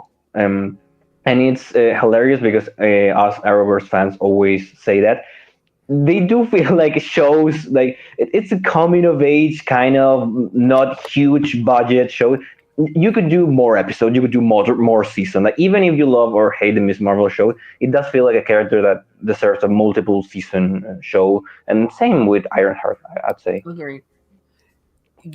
Yeah, no, like I'm very like, it is very frustrating knowing that the whole thing is done by next week to me, and like I definitely do agree with you to a certain extent that like, I do think these three do work well together as a unit. Like I'm definitely not displaying that. I do think, especially in terms of getting you invested, I could be like, okay, yeah, I understand if you want to drop the first 3 at once, but then only having next week be it is a little frustrating to me. Like if they did 3 this week and then they did 4, 5, and 6 being separate weeks, I think I'd be like, okay, it's a 4-week show, that would work better. But you are 100% right about the Fantastic Four thing. Is that they wanted to get this out before Fantastic Four, and like this year, it's just this unavoidable thing that they had 6 shows to get out this year and 3 movies to get out this year, which means almost every single month there is a different project coming out.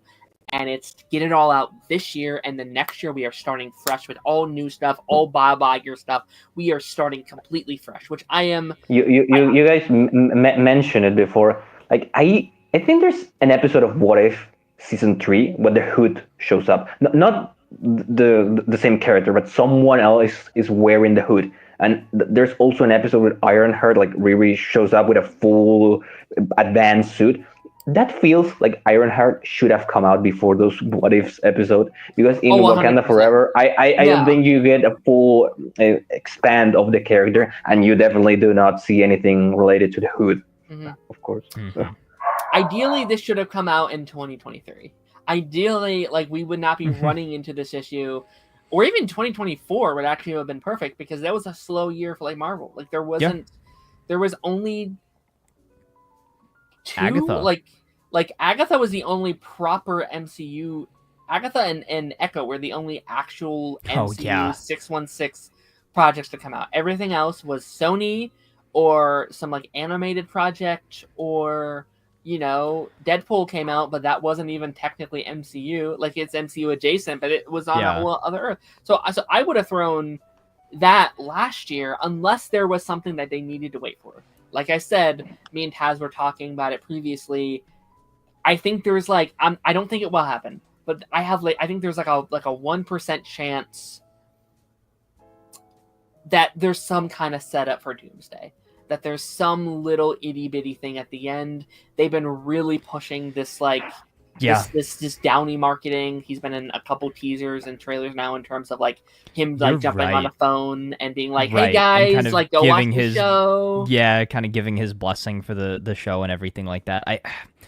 As much as I'm like, oh, that would be such a big get to have him in there. Wouldn't that be such a great little addition to his contract? Is like, hey, you're coming back as Victor Von Doom in Doomsday and Secret Wars, but we need you to do one little final Tony Stark even thing. If it's not him, like it doesn't even have to be Downey himself. It could just be something like leading to it, like or even like if it's just a mask, or maybe if it's just a voiceover. Even like maybe it's not like actually like RDJ as the AI, but it's like an Iron Man mask with RDJ's voice. And it sounds like, Jarvis-esque, like just a little thing. Or what it could also be, which I've been thinking about lately, it could also be set up for a Vision Quest. Because Vision Quest is all about AI. That is the entire presence of that show. And Ultron is back. I actually would not be shocked if Riri had some kind of appearance in that show, right? Yeah. It actually would make a lot of sense if you're setting up this story about like AI, which we will talk about in a second because I definitely want to talk about that whole side of things. It would not be shocked if like we're kind of bringing this stuff like to the surface a lot, and I assume also Doomsday will have stuff with AI, like with his Doom bots and stuff like that. Like that is a thing. Like that. Like there are some connective threads. Yeah. That you can and for what I've seen, everything related to Vision Quest, like every Vision or Iron Man related character is coming back for that show, or even introducing new ones from what I've seen in the news. Yeah. No, 100%. I do kind of want to add, just like, not really sure where else to slot these in. Two big compliments, I guess, to my compliment sandwich. Ooh. Number one, I like the title cards a lot. Agreed. I think the title cards are great. I think, again, that adds to the unique vision, and no pun intended, unique vision. And, just kind of the presentation of the show being slightly different than we're used to. Number two, one of the biggest things that I've been asking for years, more practical suits, and set design, and I think, again, it's very well made, actually. Like, the CGI that we get, very good for a TV show. Mm-hmm.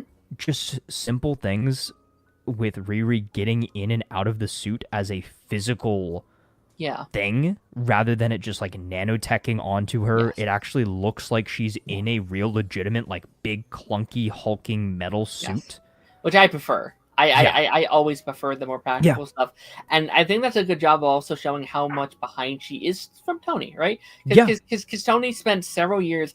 I'm actually totally fine with like Tony having the like nanotech. Like, out of all of the characters, he is one that makes sense. He can have it. Yeah.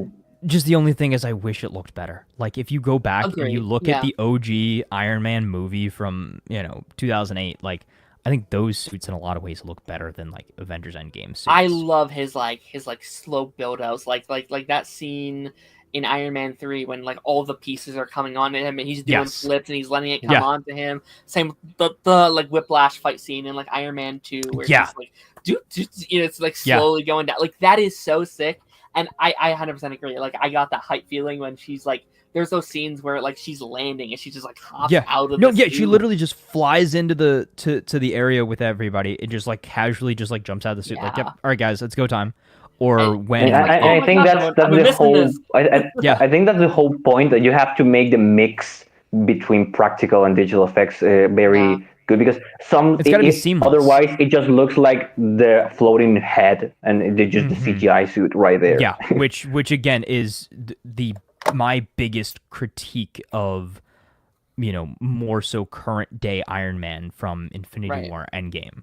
Like, again, does it take you out of the moment when you're watching it on a big screen in the middle of the theater?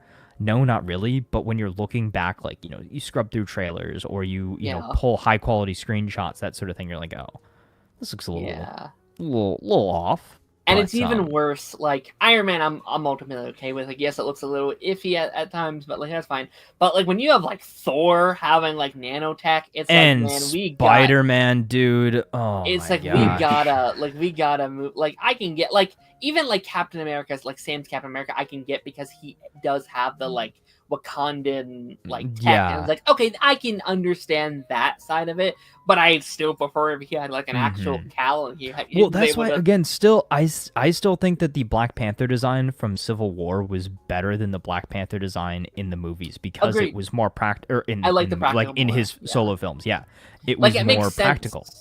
Like Black Panther makes sense why he would have one. Like I 100% get that, but you're 100% right. I like people being able to take off their actual helmets and be able to set it down. Like it feels more tangible, it feels more real. And you can especially see the difference with Tobey Maguire's Spider-Man, because I always remember the scene when he's jumping around and he loses the powers. It's a fully CGI Spider-Man during Spider-Man 2, and he falls into the alley, and he immediately takes his mask off, and you see the actor, the real guy right there. But then in No Way Home, as much fun that movie is, you see the behind the scenes, and they just doing this. They have fully CGI mask, which looks a bit odd. Like you're gonna attribute that to maybe No Way Home not being like the best like piece of cinematic media. I definitely feel like a pandemic green screen shot movie was probably the thing I disliked the most about a movie I otherwise really enjoy. Yeah, and I feel like we're getting away from it a little bit, at least in these last several projects. Like I think you had Deadpool 3, which is like such a satisfying moment. Yes, it wasn't practical, but like when like Logan's coming up and he's pulling the mask down, that was very cool. Daredevil was obviously very awesome, where you have like those physical suits that they have to put on. Thunderbolts is the same exact way. Even in Born Again, though, there were much more CGI elements than you would get in the earlier seasons of Daredevil, which, again, obviously it's the change of the times, change of it being an actual, MCU project. But I miss physical, practical media and effects and all of that. Like, I know it makes me sound like a, stuck up cinema buff, right? Like, oh, it needs to be color graded and, I think there's a done time all and a this place. properly, right? There is a time and a place, and yes, obviously Marvel. It's got like, I think the Marvel shine is the best way to put it, right? That a lot of these things have over it, which again I think is one of the good elements that this has going for it. Like it's kind of like this techno hip hoppy vibe, with again practical like gritty sort of suits and stuff like that to kind of show okay, this is early in her career or early in her path to becoming a hero. I'm sure the suits are going to get more streamlined, they're going to get sleeker and slimmer and be a little bit more stealthy and that sort of thing. But I do like the themes and the tone that they're presenting and telling through the set design and the costuming and that sort of thing. Yeah, I think it's good storytelling because she does get this like very handed to her maybe by Shuri fully CGI suit in Wakanda Forever, but she doesn't get this here. She has to build her own, and it makes you care about every single episode. She's going to have to find a way to get money to repair the suit. The suit get beaten up. It's all clunky and it's real. It feels tangible. So I really enjoy that because you get to see how she works on it in every single episode. It's not like she gets handed the suit and she becomes the character right away. Right. Yeah, no, like it's definitely like I think like there is a really interesting narrative about privilege like in the MCU, like especially if you like look at those OG heroes where it's like yes, a lot of those original Avengers, while they worked very hard to get to where they were, a lot of it was kind of like handed to them, right? Like Bruce Banner happened by accident, he got his abilities. Steve Rogers worked very, very, very hard, but ultimately someone kind of approached him like, hey man, you want this go to serum? He's like, yeah, sure. Tony, he works very, very, very hard. What she said is not a diss on Tony Stark, but he was born into riches. He had one of the smartest dads in the world that he passed on to him, his smarts and his resources, and despite him having to work for it, like that's something that he was kind of just born with. And I do think it's definitely a very interesting perspective to be like, okay, what is it like being a hero when you don't have the resources that other heroes may have? Like, I think that's very, very fascinating. I really like how what that really represents, because it's not like she, like, for example, Miss Marvel is a really big Iron Man fan. She's a very stoic and kind of rude character, but she just went to the same college that Tony Stark went. He gave away a budget to everyone's project during Civil War. She didn't even got that, and she just built. It just feels like she built an Iron Man suit, or a suit that looks like an Iron Man suit.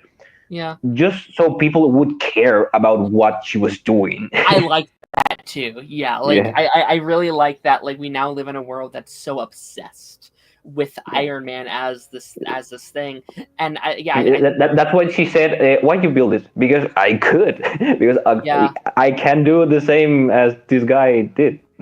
Yeah, like that's so interesting to me of just it being like, I could have solved cancer, but no one would have cared unless I have this shiny suit or I have these superpowers, and I think it's going to be very interesting kind of going into like Doomsday and stuff, where it's like, we have so many new heroes now. We have so many of these kind of new people kind of coming into the fray, and how does she stand out? And I think Taz, you're like definitely onto something where it's like, it's that, and also it's like, this is her literal protection, her like mental protection. Like, I'm building this for nothing else can happen to me or anyone I love again. And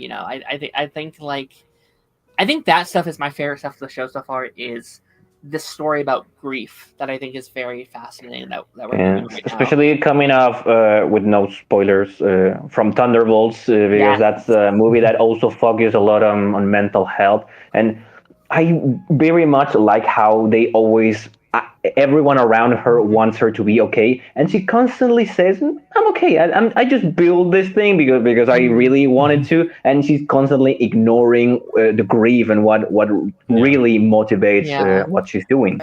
And I think even if subconsciously, yes, she knows exactly why she made the suit and everything, I think it's gonna take, a big realization to be like, oh, like, this is actually my purpose. Like, this is why I need to go down a different path, why I need to become the hero that everybody knows I can be and thinks I can be. And I do also think as well, it's a very, very odd, interesting at the same time oversight that as much as she's trying to hide, she's also very open with a lot of things. Like, she's just flying around the city. Like, she's not really trying a lot to hide her identity or anything like that. So what happens when there's news reports, I was thinking giant iron suit involved in, third criminal heist of the month? Like, I was thinking like, wait, is that Riri? Right, and how do you right, and then how do you spin that? Like, oh no, I was undercover. I was trying to stop these people. Someone stole my suit. Actually, I haven't had it for a couple weeks. And it's just like, which like I was expecting, like, when that happens, like, okay, maybe she's gonna have some kind of like cloaking technology or something where she's, going more undercover, or maybe she makes it look different than her suit, and she could be like, that was Rhodey, man, that wasn't me. I didn't have any part of that. Yeah, no, she had, full face mask off with a security guard pointing a gun in her face. Like, but maybe that kind of goes into the narrative that, like, she doesn't quite know what she's doing yet. Like, she is a young girl who is grieving, who is just trying to do whatever to make her dreams come true and to help her feel something again. And I think that goes into it a little bit. And like, like I'm loving the like Natalie stuff in the show so far. Like, I know some people said it was like their least favorite thing. It's been my favorite thing. And I think it's a cool aspect. It's this kind of story about grief, and I think that kind of goes into like the like morality of her character a little bit, and like I think it is an interesting character about grief of like, okay, people go through grief very differently, but can you grieve while the person that you're grieving is still there? And is that a sustainable way to deal with your feelings? It's like, you're not dealing with your feelings, actually. You are just covering it up and muting it. And I think also the like mom wanting to do the same for her husband. And I think like, we're in a very... It's very interesting. No, I kind of draw the comparison, right?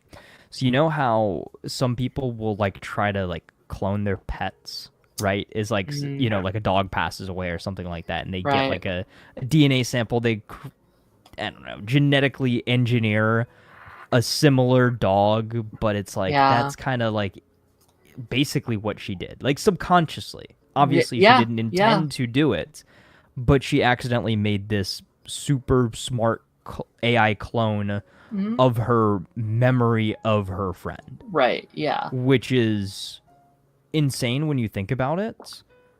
Obviously, it makes trying to get over something so traumatic like that very tough, very different. Yeah. But I do also think if she can then eventually maybe separate the two of them, like, yes, she looks and sounds and acts like my friend, but she's not. And I think that's what she's trying to tell herself, but she keeps falling back into like the, you know, you even saw her like catching herself when she said things. So like, oh, when we, oh, no, when you, not you, but Natalie, you did this thing. And I think the main theme of the season may ultimately be temptation. I think that's going to be what this main story is, especially if your villain, like a Mephisto, is like preying on your temptations. Ooh. She's also doing the same thing where she is falling into that of like, why do I have to grieve? Why do I have to grieve when I can have my best friend right here? Why do I have to work it, you know, do this stuff the hard way when I can just get the money like this? Like this is like this story is doing a lot with like. Okay, so our theory time. Okay. So she gets the hood. Mephisto's in her mind. You've got Ironheart with the hood on. And it's like, oh, you can have all this that you've ever wanted. And it's like, you know, all the fame and fortune of Tony Stark. You know, have your father and your best friend back to life and all this kind of stuff. Right. And then kind of she's just like, nope. I'm you know, in a, you know, Spider-Verse kind of thing. No, I'm going to do my own thing. And, you know, have to actually, like, give up all that power, that sort of thing. Also, Mephisto feels like a guy that would say, I'm not really the bad guy. You are the one robbing and committing these terrible crimes. Question, do we ever actually see Mephisto? Or is he just a disembodied voice and a... Is he just a disembodied voice and a idea, right? Is he all in our heads? You know what I mean? Is like, we've wanted this character for so long and have wanted him to be behind things for so long, and like this is like Ares really, in the Wonder Woman movie, like right? Or is it even really Mephisto? Like, I know we're saying, oh, it's the devil, it's Mephisto, like this cloak has a mind of its own, that sort of thing. But maybe it's just a cursed, imbued magical object. Like, it's cursed by Mephisto, maybe. Right. But like, maybe the hood is not even really communing with Mephisto. He's just communing with the hood itself. And it's presenting these things to him like Mephisto would without him physically being present. Unfortunately, I think that might be the best case scenario, because I don't want to waste him right now, because this is a character that I don't necessarily need. Interesting. I'm not like, I need this character, but I know people have been waiting so long, and they set them up in like Agatha, and we're setting them up here, and there are rumors that like one of the main themes of Phase, the like next saga, so Phase 7, 8, and 9 will be supernatural, and we're going to lean more into that side of things. So maybe, you know, he'll be one of the main villains of like our next saga, or a future Doctor Strange, or like a Scarlet Witch project or something. But maybe we're just kind of like planting the seeds where like he is here, but like I also don't want to take away from Hood, because I think the Hood is already such a fun villain. And one of my big things, I need them to really focus in on him, because he's like, his presence is there, but I still know nothing about him. I don't know how he got the Hood, what the Hood can do, his backstory, what his real motivations are, what he wants, what's his game plan. Like, there is so much with just him alone. Like, we could have 3 episodes of just him, and it might not be enough. And I am very nervous. And hopefully we don't kill him off. Hopefully this is a character that can stick around, that can, you know, like, this actor is really, really good. Yeah. I don't really want it to be like he's. Yeah, I agree on that one. I don't really want it to be like he gets consumed by the Hood and Mephisto shows up and there's a big CGI battle. I don't want it to be that. I want it to feel very personal, which I already think is maybe kind of out the window a little bit, just because like we haven't had time to set up what I want them to do. Like again, me and Tyler talked about earlier, like I want that portrayal in episode 3 from him to feel more meaningful. I want him to feel she betrayed me. I let her into this group and she killed my best friend.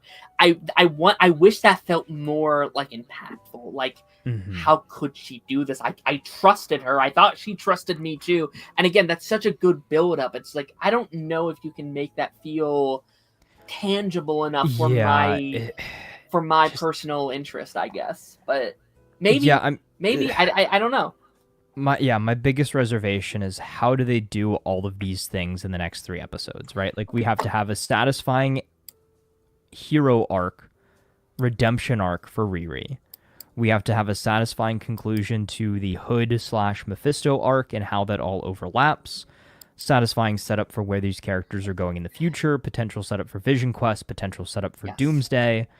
As well as obviously the Young the aspects of Avengers, the side the Young Avengers, the side characters. Where does young Han Solo fit into the rest of all of this? Like, there's a lot of elements that again presented very well, but telling me that you only have 3 episodes left. Yes, they're good length episodes. I saw Darren, you talking about this they're before all like the 50 show minutes even long. came out. Is like they're a decent length as far as the episodes go, and I think that that's a really positive thing in their camp. But it just again, there feels like so many elements that again, it's gonna fall into that same Disney Plus Marvel trap where you have a slow start, the middle of the season kind of maybe stagnates a little bit, and then you've got a really strong end, but you felt like you needed 2, 3, 4 more episodes to really get a full grasp on the story. I especially felt it with Born Again when it feels like the show, like the real story of the show starts in season 2, and this is just the setup.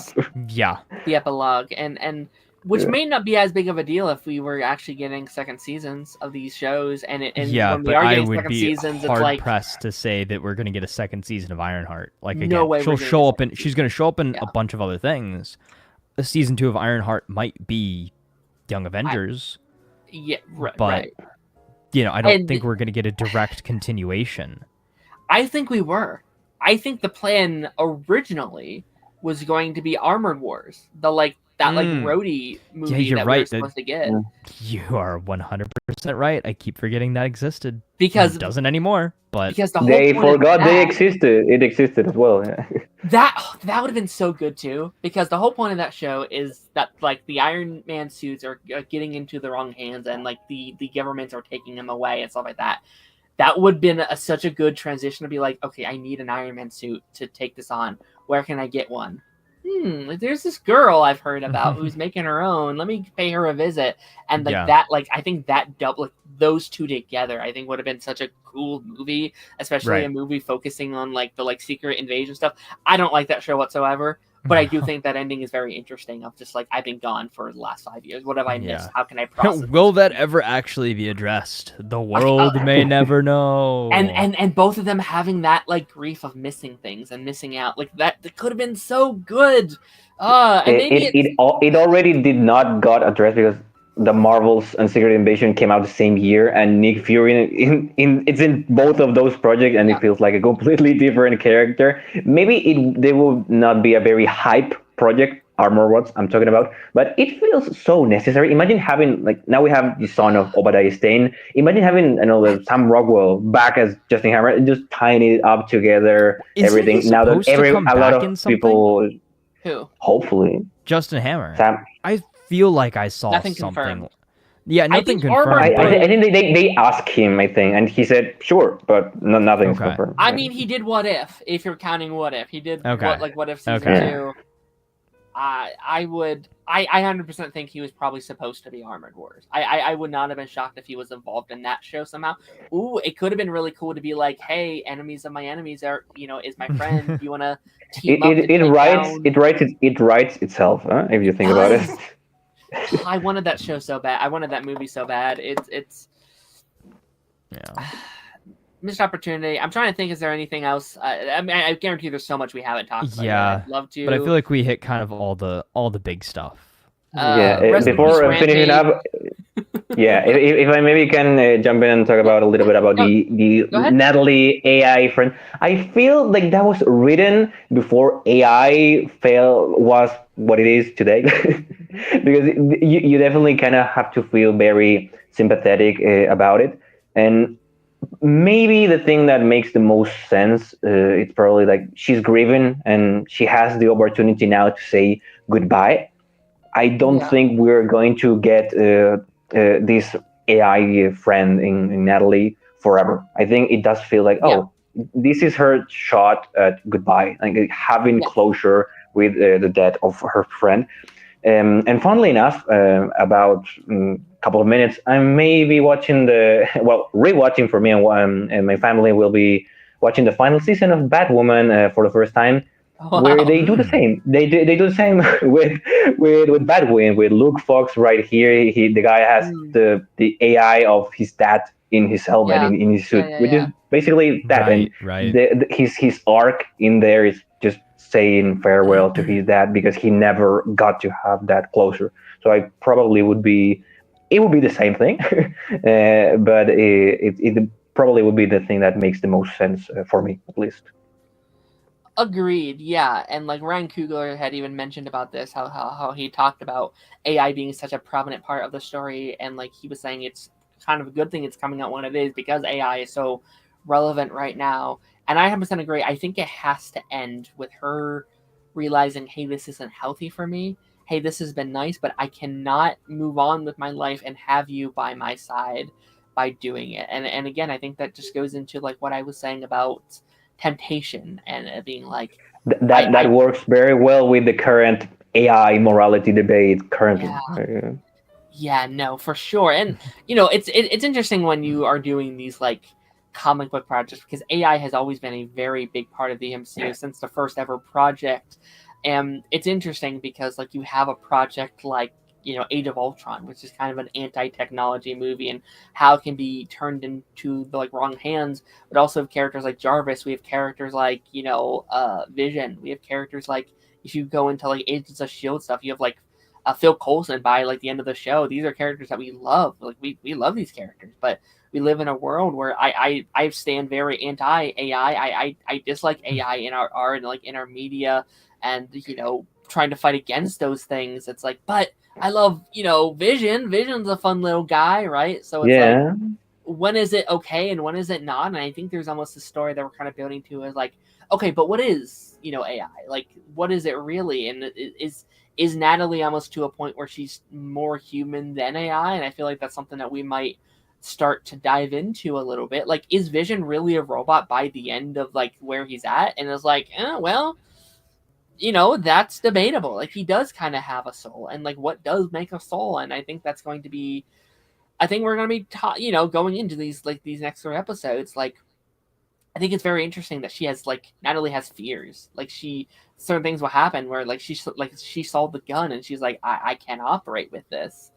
And I'm curious if they're going to be diving into like, well, that's not actually Natalie's fear. That's Riri's fear, like manifesting through her because she was created from her mind, right? So I think that's a very interesting element of it for sure. I think that's great because she's always trying to, as I mentioned before, I need more money because I need the parts for the suit, and she's always like very mathematically thinking to build the best suit she can, but she's missing the whole point is to have your heart in it. Like, why are you really doing it?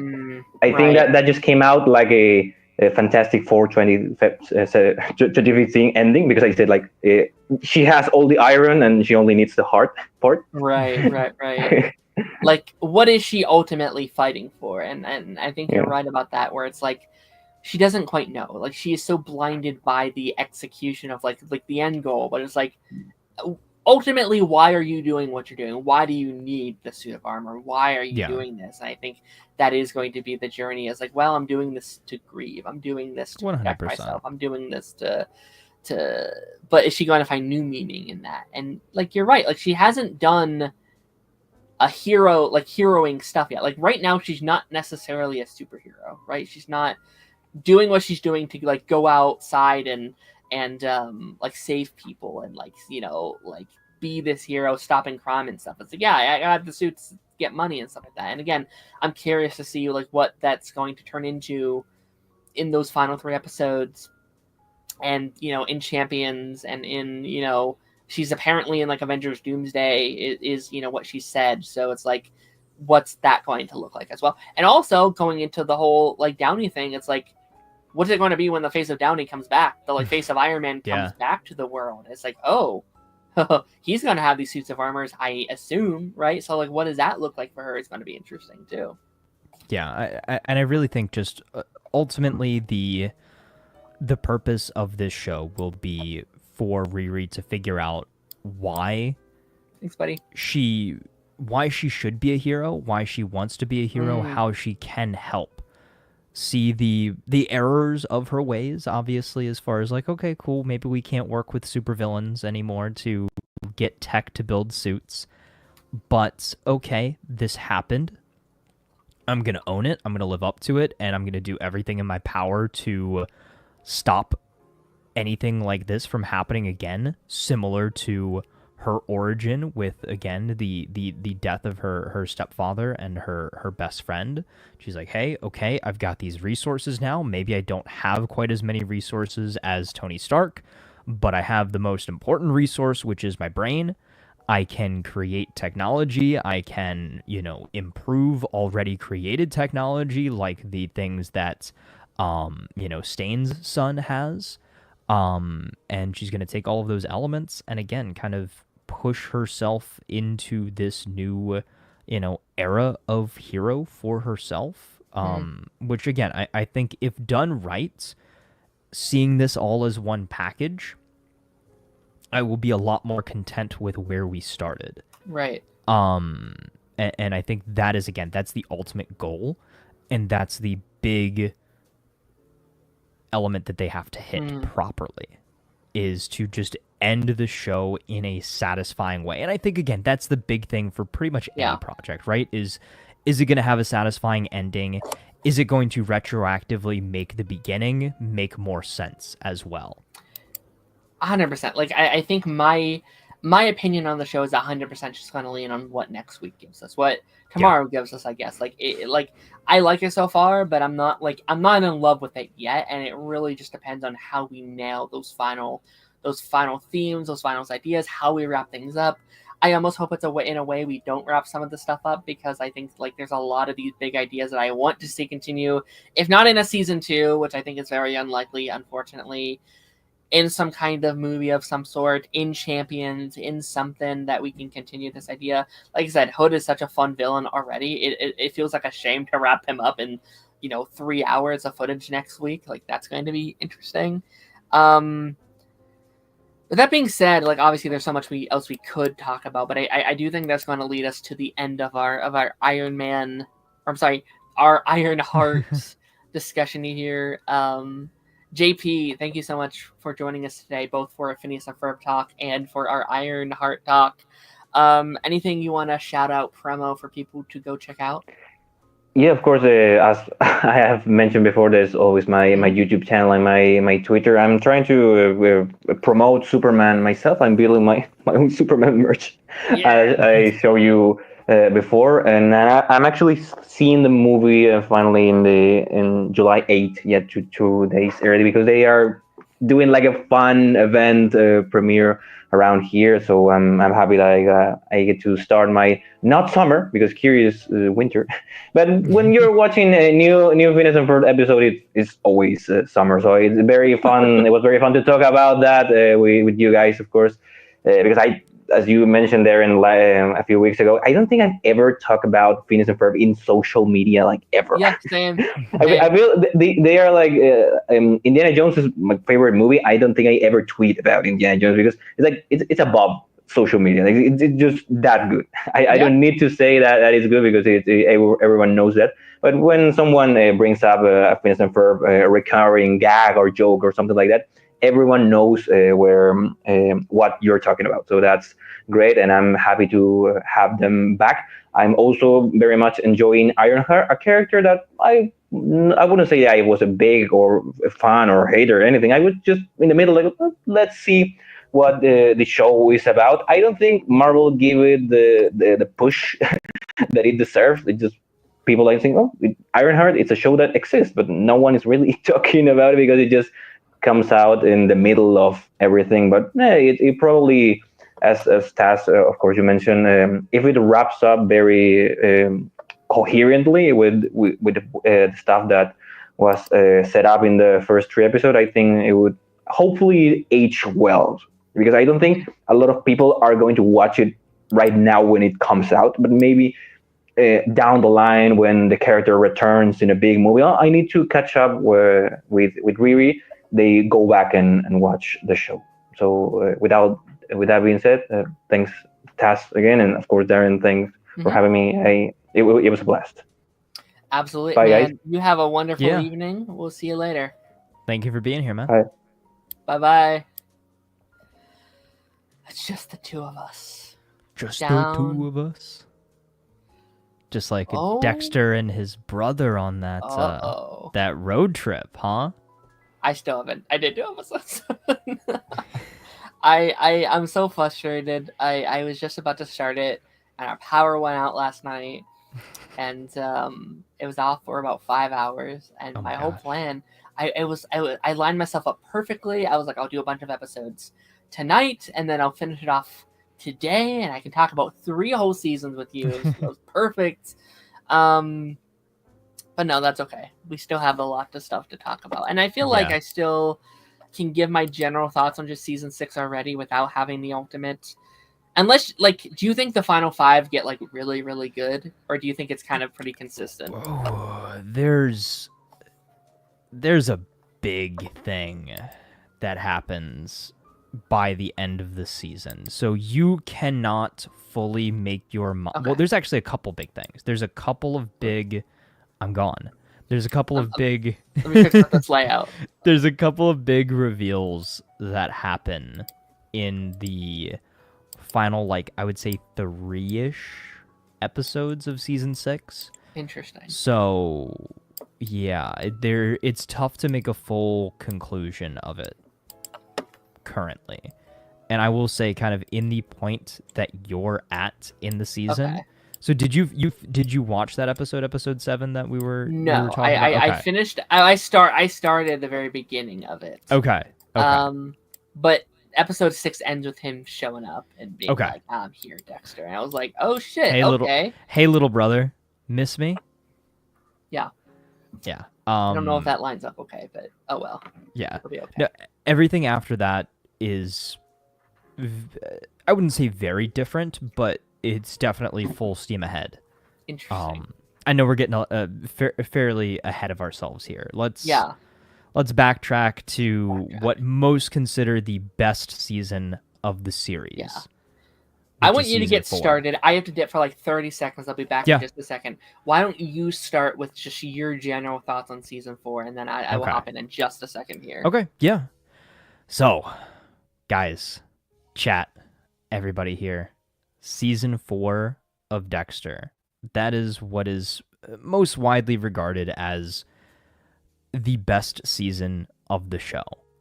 We get to really dive deep into the Dexter kind of family aspect. We get to the introduction of most people's favorite villain, that being the Trinity Killer, played by John Lithgow.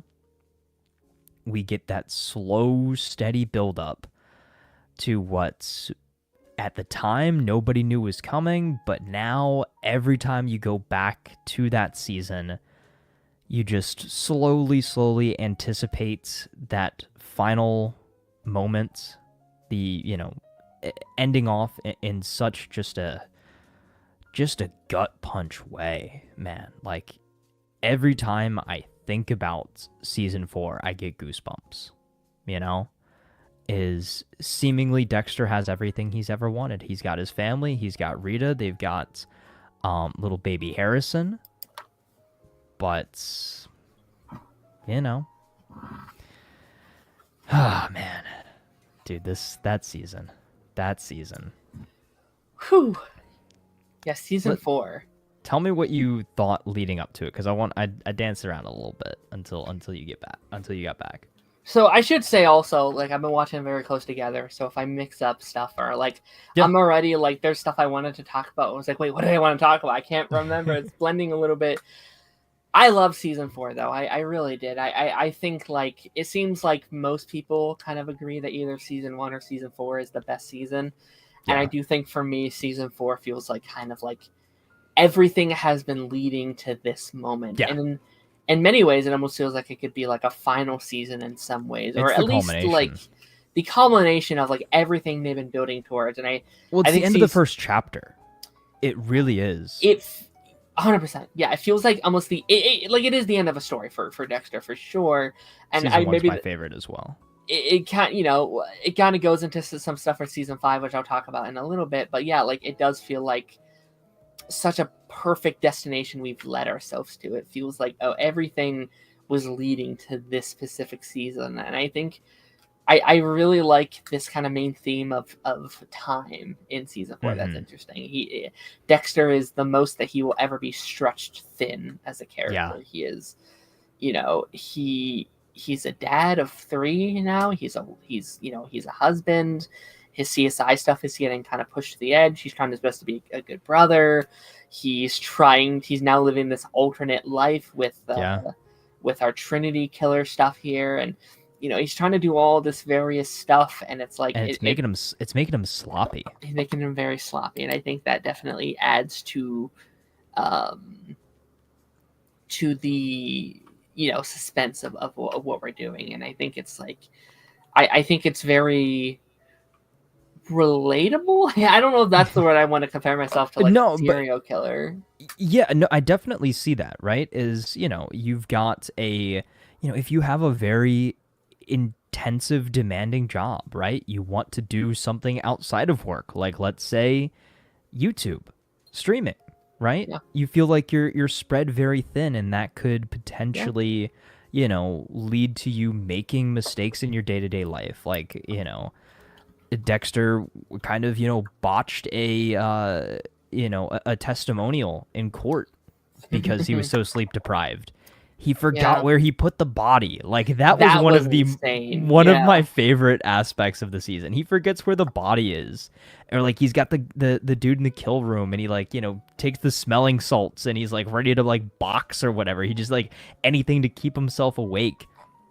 He's driving, and then he's getting the the hallucinations of Harry, and it's like, Dexter, you don't need to sleep. And like, he's got all these things going on, and then he still tries to make time. It's like Rita's like, "Hey, can you pick up some medicine for Harrison?" It's like, "Yeah, of course. I just did a murder, but I'm good. I'll go pick it up." He's trying his absolutely best just to make this all work, and I do think that's ultimately his downfall. I think that's what he could have taken this guy out like first couple episodes. That's my biggest problem. That's my biggest problem with this season. Dexter, talk about people who cause their own problems. Dexter figured out Trinity well before Lundy. Yeah, which we'll talk about Lundy in a second. This season made me love Lundy, by the way. I wasn't 100% sold on him back when he was first introduced in season 2.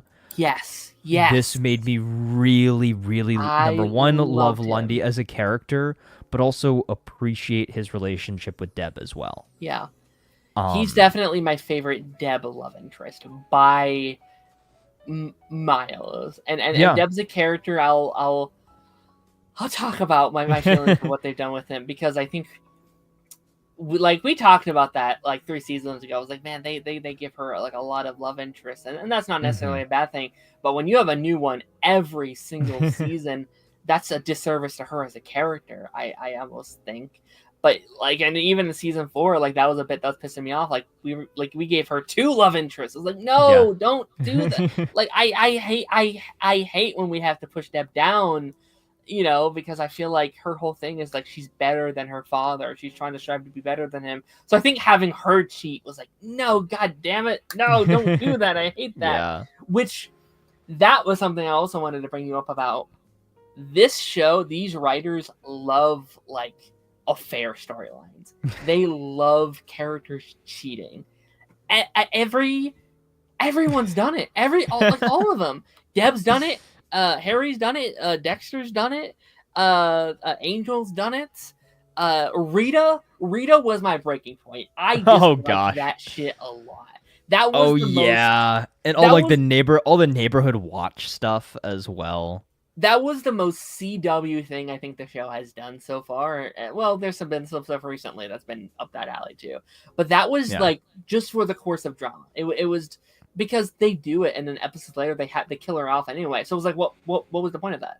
What was the point of like making her a flawed character? I guess, right? Like I think it works with like Dexter's case because it's like she did this because you weren't there for her. You weren't paying enough attention to her and your family, which led her to that. But like, I feel like they almost like trip up her character in like the final act. I'm like, no, why would you do this?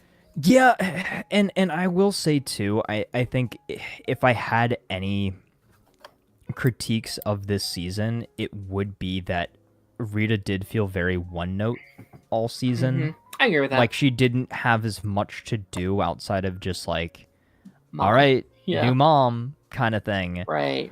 But it's still okay. We'll just jump ahead to the end of the season, and we'll come back to some Trinity stuff.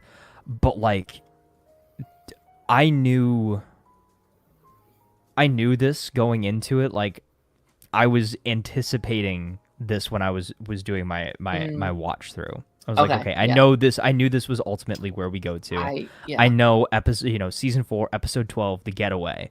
Like, that is the big one. And then, like, when that scene kind of all started, like, I wonder if Rita's looking at the same moon at the same time. I like that. Connected by light. Like, all that stuff, right? That's cool. Yeah. He gets home. He's like, oh, what's going on? Calls Rita. The phone's in the other room. And you're just like, no. It can't be. It can't be. Like, no, absolutely not. Dexter opens up the door and just... It's his fault, though. Yeah, in a lot of ways. 100% is like Dex. Like most of the bad things that happen in the show are Dexter's fault. It's him that could have prevented things. He played with his food. You know, that's like me getting upset that I'm like, oh, look at my pancake. I can flip my pancake on the stove, and it falls off the stove, and the dog eats it. Like. And he shot. Well, I guess he didn't technically shoot Deb. It was someone else. But he thinks he shot Deb. Like, you would think after that happens, he'd be like, "Oh, well, fricker, you're going down." Yeah. But instead, he plays this like, oh, maybe he can teach me, which I actually do quite enjoy. Like, I really enjoy that stuff. I feel like I'm getting. Yeah. Let me pause there for a second because I want to focus on that in a second. But like, yeah, the ending itself, I did learn about that in season. It was the start of season 3. I technically learned about the Rita thing. Yeah. There was the funeral in the pilot for the first episode of season 3, and like he was like in a suit that episode, and I was trying to find that image of him in the suit because I would make that post about Clark Kent. I was like, oh, he could have made a solid Clark Kent, and I was looking up that photo. I was like, Dexter funeral, season 3 episode 1, and it popped up like Rita's funeral. I was like, no, I don't want to see don't do that. No. I was like, god damn it! But like once I heard it, I was like, oh yeah, that makes sense. Rita as a character is inherently made to die. I feel like it's the like sweet innocent girlfriend character that loves you too much and trusts you too much. It's like, oh okay, yeah, I understand. Yeah. That it was bound to happen. And at first I was actually a little let down with the like death scene itself because I just figured it would be such a big bombastic cinematic moment of like sadness and like no, but like I think it gets better once you see the season 5 premiere. Which we'll exactly. You have to watch them as a complete package. I was kind of like his friends in that I was like, why aren't you sad? Why aren't you reacting? Why isn't this like, no, Rhea, no, don't do it. Like, but Dexter's different though. Like, but that's how he reacts, and that's scarier. The way that he reacted is he was so robotic. He described the kind of incision. It's like, oh, there's a 3-inch incision on the femoral artery or whatever the heck he said, right? Is like, and people are like, dude, what the heck? Like, dude, your wife is dead. Like, and it's don't be doing this, blood spatter analyst stuff. Yeah, and then it really was that season 5 premiere, which honestly might be one of my favorite episodes of the show so far, if I'm being completely honest. I adored the season 5 episode. And it's like, I didn't feel the sadness in like the finale, because I was like, oh, they make you see it from Dexter's eyes. It's like, oh man, that's it? Okay. Yeah. And then it's Deb coming to the house and seeing what's happening. And her like, oh god. Like that stuff is so good. And like when she like breaks down in the house with Quinn, I like that scene is such an emotional. I don't like what follows that, but I think like that scene itself is like, okay, oh god. We're going to get to Quinn. Joey Quinn. I've had a rough couple seasons with Joey Quinn. Holy shit. Oh, you ain't seen nothing yet. God. I don't know. He might be on my least favorite character list. We should do a Dexter. We need to do a Dexter character tier ranking. We're going to one day. We are going to, maybe after this like new season, we'll have to do that on one of these episodes. Yeah. But yeah, no, like I that stuff was good. That stuff was really good, and I like, not to dive into season 5 stuff yet. Actually, I'll wait. I'm all over the place. Yeah. Back to some season 4 stuff. Yes. Trinity Killer. Yes. Has been active as a serial killer for decades. He is Dexter's white whale in a lot of ways, right? He is who Dexter envisions himself as, but obviously with the code, right? Is this killer that's gotten away with it and lived out his life. Yeah. He has all of these preconceived notions like, oh, he's got to be a loner. He, can't have any connections, this, that, the other, what Dexter thinks his life is or should be. Right. And then he realizes, oh, Trinity's a family man. He has a family that seemingly is very unaware of what he's done. All of these formulaic killings over the years, he has these, he kills in threes, the Trinity Killer, but it's actually revealed there's a fourth, sign of his, reign of terror. Yeah. But I just think that all of those pieces falling into place and Dexter learning about Trinity quicker than Lundy, who has been investigating Trinity since the beginning. Yeah. Which brings me to my theory that I've wanted to tell you about for weeks now, is that the Trinity Killer prequel that's in the works, I hope that it is young Lundy investigating Trinity for the first time, like coming up with the name Trinity Killer. Everybody at the Bureau thinking he's crazy is like, oh no, there's not this like, Jack the Ripper style serial killer out there, but Lundy is onto something and he knows what's really going on. I think that would be really cool. Lundy has to show up at some point. Yeah. I don't know if it'd be season 1 because it's going to be interesting is like, when do you have the show take place? Because this could be a very long show, right? Yeah. This could be, there's what, 70 years of history there that you can cover. Maybe maybe not. He was in his like, what is it? I think he's supposed to be in his 60s, right, or something. So he's been active for like, what is it, 30, 40 years? Yeah. There's and I assume we'll do flashbacks, right? So I assume we'll probably have it set when he's maybe in his 30s or something, right? But we'll do flashbacks to him as a child and where he gets to start. Very similar to what Dexter did. It'd be interesting if he has his own little Henry or whatever, or Harry, right? Where it's like someone on his shoulder, is like sister on his shoulder, being like, so is this what you're gonna do, kind of thing. He's got his own dark passenger. It's a great reveal, but it does bug with my like ADHD that he's not a Trinity killer. Like we're gonna have a whole show called the like Trinity Killer when he's not really it's a like Trinity actually killer. no, he's like the quadruple killer. Like But that's that just doesn't quite roll off the tongue. No. Hey buddy, how's it going? I'm curious. Ronan? And also it's gonna be interesting because I think like Dexter works, I think, because there is an element that we kind of agree with what he's doing, right? Like, I think even if you don't completely agree with him killing people, like, I think we could be like, okay, yes, but he's valid in a somewhat way. With Trinity Killer, I think that's going to be a harder pitch for a show. No, he's like a full-on villain. Like, there's no redemption there. Yeah, it's going to be... Go ahead, sorry. No, and you really see that this season, I think, not necessarily a favorite part, but another big element of the show was that Thanksgiving scene. Yeah. That is another one of, I think, not favorite episodes, but one of the best episodes. I think that's the darkest the show gets for me when it's just literally... uncomfortable, I think, is the best way to describe it. And I know when I was going through and watching it, I was like, talking to my mom about it, because again, she's a big fan of the show. She's watched it now multiple times. I think that was the term that she used to describe it, was like, it's just an uncomfortable scene to watch with how much of a hold this guy has over his family. And to see Dexter be like, wait, hold on a second. Like, what? That was I knew you were a killer, but like, dude, you're awful. Right. I think he should have killed him right then and there, but he failed. Yeah. But then there'd be no show. Yeah. And like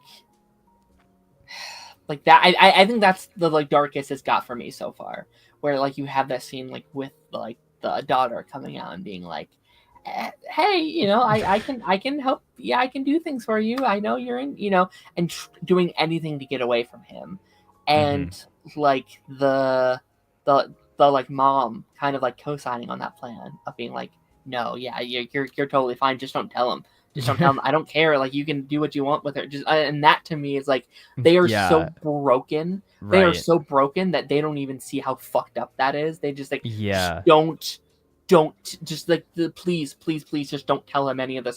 It's like, oh my god, like this is, and I think for the first time Dexter saw the like dark side of what he can become, and he swears like, I will never let that happen to me and my family. And Harry's like, Henry. It's Harry, right? It's Harry. It's Harry. Yeah. It's Harry. Yeah. Okay. Yeah. Harry, which is why there's baby Harrison.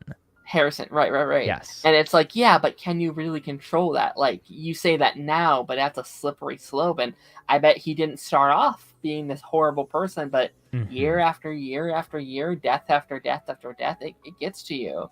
It really does. And I think that's, I feel like that only happens once they know what you've been up to. Like the whole thing is like, oh, he's able to keep that secret. It's like, no, he wasn't. No, they know exactly who he is, what he is, but what he did. They're afraid of him. And that is like, I kind of know some of that. I know some of the stuff that will eventually happen in the show, and I think that's a really good parallel of like, okay, what will happen when Deb finds out, when Angel finds out, when Harrison like all these various things that I assume will happen someday that you can't talk about yet, but like, it's like, okay, but how will he handle that? How will he can't kill these people. He loves them. He's not going to kill them, but what is he going to do with them? How is he going to control them in those various ways? Will he go that extra step? Is he willing? Like, how much does he appreciate that secret? Like that's why Dexter's always trying so much to find somebody who truly understands him, which is why he'll let his guard down, why he'll get close to people like Miguel Prado, like he will get close to Trinity. 100%. Like he will with, season 5. Hey, buddy. In a lot of ways as well. Like he wants to find somebody. I think this is actually a line from the show. Find someone as broken as he is. Yeah. Right? No, it's this season was my favorite by far, I think. It's just like, to me, it's just everything kind of clicked into place, and I think it really found a stride. And like, as I'm going through, like even at the end, I'm like, yeah, I can't see any other season competing for the best season for me. Like, I thought it was pretty I really liked the I forget the actress's name, but his daughter, who played by Nora Dark from Legends of Tomorrow and stuff like that. I thought that was.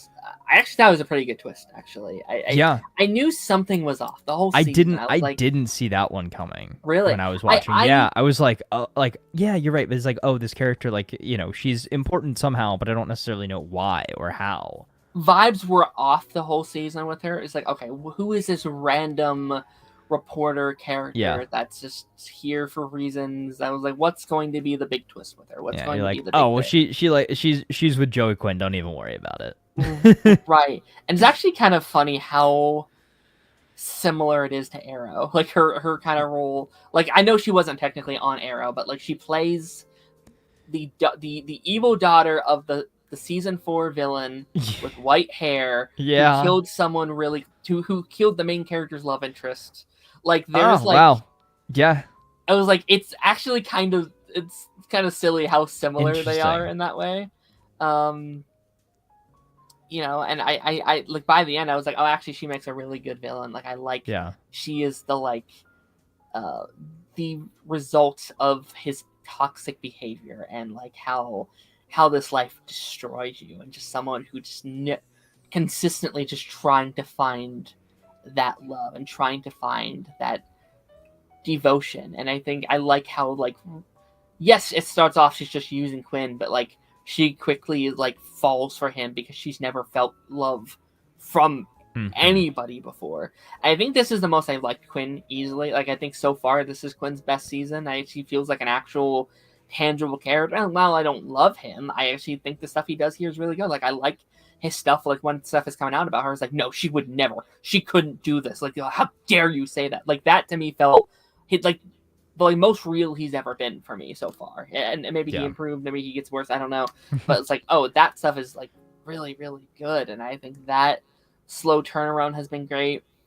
I think Deb is great this season too, and just her, like, she has the badge now, but now how does she use it? How does she execute that? And her going on this like one woman escapade about like getting vengeance on her boyfriend is great, because most of the season she is single, and that's that's kind of what I've been wanting from Deb, and I want her to be her own character outside of just a man. And yes, what she's doing is technically still for like the affection of a man, but it's not. It's trying to like avenge someone, and I think that's a really good color on her, and we're getting a little bit of that in season 6, which I'm enjoying as well. But season 4 is great. I'm trying to think, is there anything else in that season? I think honestly you pretty much covered all the big stuff there. Okay. Did the Angel and Maria, did that stuff start this season? I feel like that was season 5. No, I think it started. No, it started. I think it started this season. Yeah. And then they have problems in season 5, and then you're right. By season you're 6. Right. Yeah. Let's talk about that, because I tried my best. You told me just give it time. Give it time. It's gonna get better with those two, and I was like, okay. I hate them together. I really, really disliked that entire 3-season thing with them a lot.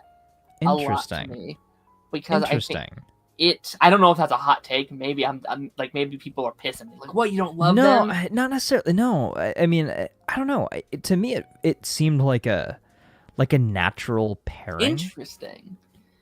Because like, I always kind of thought that would happen. Interesting. Okay. And I think too, just because the relationship is over doesn't necessarily mean that there's no more love, no more connection. Do you know what I mean? Like, I think these are two people in the same profession that very much so respect each other. Yeah. And no matter what, I think are still very close friends and will, stick their necks out for each other, but also will be straight up and tell it like it is. And if somebody's doing something that's going against the grain and isn't necessarily the way that something should be done, they'll call each other out on it. But yeah, I think that it, for what it was, I liked it. I enjoyed it. I thought it was pretty cool. Okay. But again, I think more so the fallout of it is the important part, is how that relationship will continue to evolve and change both of them going forward. Interesting. And that's where I'll leave that.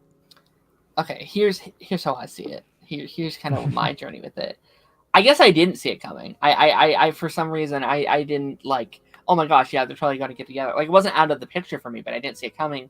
And you start season 4, and most of it's done off screen, which I think is kind of the start of the problem for me. Is we don't really see it teased too much previously, and we start the season, and they've been dating for months now. They're hooking up, they're doing this whole thing, and I just didn't feel that momentum build. It's just like, oh, it's here, we skipped over the most interesting stuff of it, and now we're just going through it.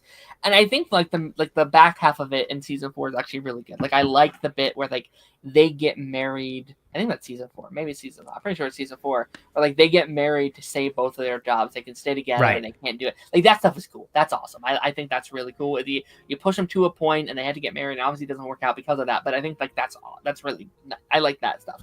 But like, and you know, by the end of season 4, I was like, okay, fine, they finally grown on me. But I think like most of their relationship is spent fighting, and is spent arguing, and is spent like not really enjoying each other's company. And to me, at least at the start of season 4, it kind of felt like one of those things. It's like, okay, we have these two single characters. What do we want to do with them in the next season? They're like, let's put them together. Let's merge them into one. It kind of felt, I think they're better than what I'm about to say, but it kind of reminded me of like Lena and Jimmy on Supergirl, where it's like, they're just a little bit. It's where just it's like okay, two single people. What are their plot lines together? And that always bugs me. I love a good like love story on my shows and movies, but I don't like when they feel forced. I don't like when they're done off screen. I wanted to feel that a little bit more. And then they also broke off screen too. And it's like, that's prime storytelling I would have liked to have seen. So they got together and they broke off screen, and all we see is like their troubles in the middle, which I personally didn't enjoy that much. I like those characters. I like some of the things that do and how they work together. Angel's probably my second favorite character in Dexter. I think I love him a lot. But what, next to Masuka? Next to Deb. Or Lundy. Lundy actually is probably my actual number one character. But if we're talking like the main cast, yeah. So going into season 5, here's what I'll say. I saw the shift in season 5. I definitely saw a transition in like. Again, this is chapter 2. This is chapter 2. Like season 1 through 4 is definitely like the peak of the show, and like I can already see it. Like, it reminded me a little bit of like Flash season 4, where like Flash season 4 isn't bad, but you see the transition. You see, it's slowly transitioning into something slightly different, which isn't always a bad thing. By the end, I actually really liked season 5. But there's definitely, I think, a slight drop in quality a little bit in terms of the writing and some of the things they do. And I actually kind of really disliked it in the first half a little bit. Interesting. Like, I thought the first 2 were really good. I think some of my favorite episodes. I think that 2-parter of like dealing with the aftermath of season 4 with Deb, him grieving, the story of grief was really, really good. I think Dexter having to tell Aster and Cody what happened to their mom was like brutal. They come back from Disney and they're like, "Hey Dexter, here's your hat," and he's just the image of him just sitting there like, "All right, kids, I've got something to tell you." Yeah. I wish he would have done that better. There's so many better ways. And she's like, "Nah, dude, stop messing with me. Like, for real, what's going on?" Yeah. And he's like, he should have handled that. He should have pulled those grandparents aside first and been like, listen. But again, it's Dexter. He's socially awkward. He doesn't know. He doesn't think about that kind of thing. He doesn't know what the best way to tell. He doesn't know how to tell two children that their mom is dead. Like, and he's getting better. Like we're slowly seeing him grow and evolve. But he does know how to put on an act. He knows how to put on a scene. And I think that should have been a situation of putting on a scene a little bit and been like, listen, like this is what's going on, and that you really should have pulled those grandparents apart first, and maybe it should have been them to tell them. Actually, I think that probably would have been the ideal situation. Yeah, I did also think it was a very interesting aspect that Cody wanted to stay as well. I thought that was kind of cool development as far as like, you know, Dexter has really become a part of their life. Like obviously, you know, Astrid is like, nah, screw you, dude. Like I don't want anything to do with you. Valid. Yeah, and I think that's why I was so pissed with the season, because I thought it was going to be one thing. I was really attached to the idea Dexter, father of 3, dealing with this shit all by himself while trying to do this stuff, and like maybe even a little arc of him trying to put it, like, lock that away, because like he was almost willing to quit doing his thing to be the full-time father, and I thought that was going to be very interesting. I understand why they didn't do that. They that's clearly not the show they wanted to get back to a more status quo Dexter, you know, by himself doing his shit besides of Harrison, right? I understand that, but I was so in love with like just the idea of what that could have meant for the show, and I love Astor and Cody so much. I love I think that's been my favorite stuff of the show so far, is like Dexter as a father while also dealing with the shit is my favorite stuff ever. My favorite episode of season 5 was like when Astor comes back and she's dealing with that stuff, and with like that is such a good episode. And then they come back at the very end. It's like I love that stuff so much. Yeah. So no, like I do too. I do too.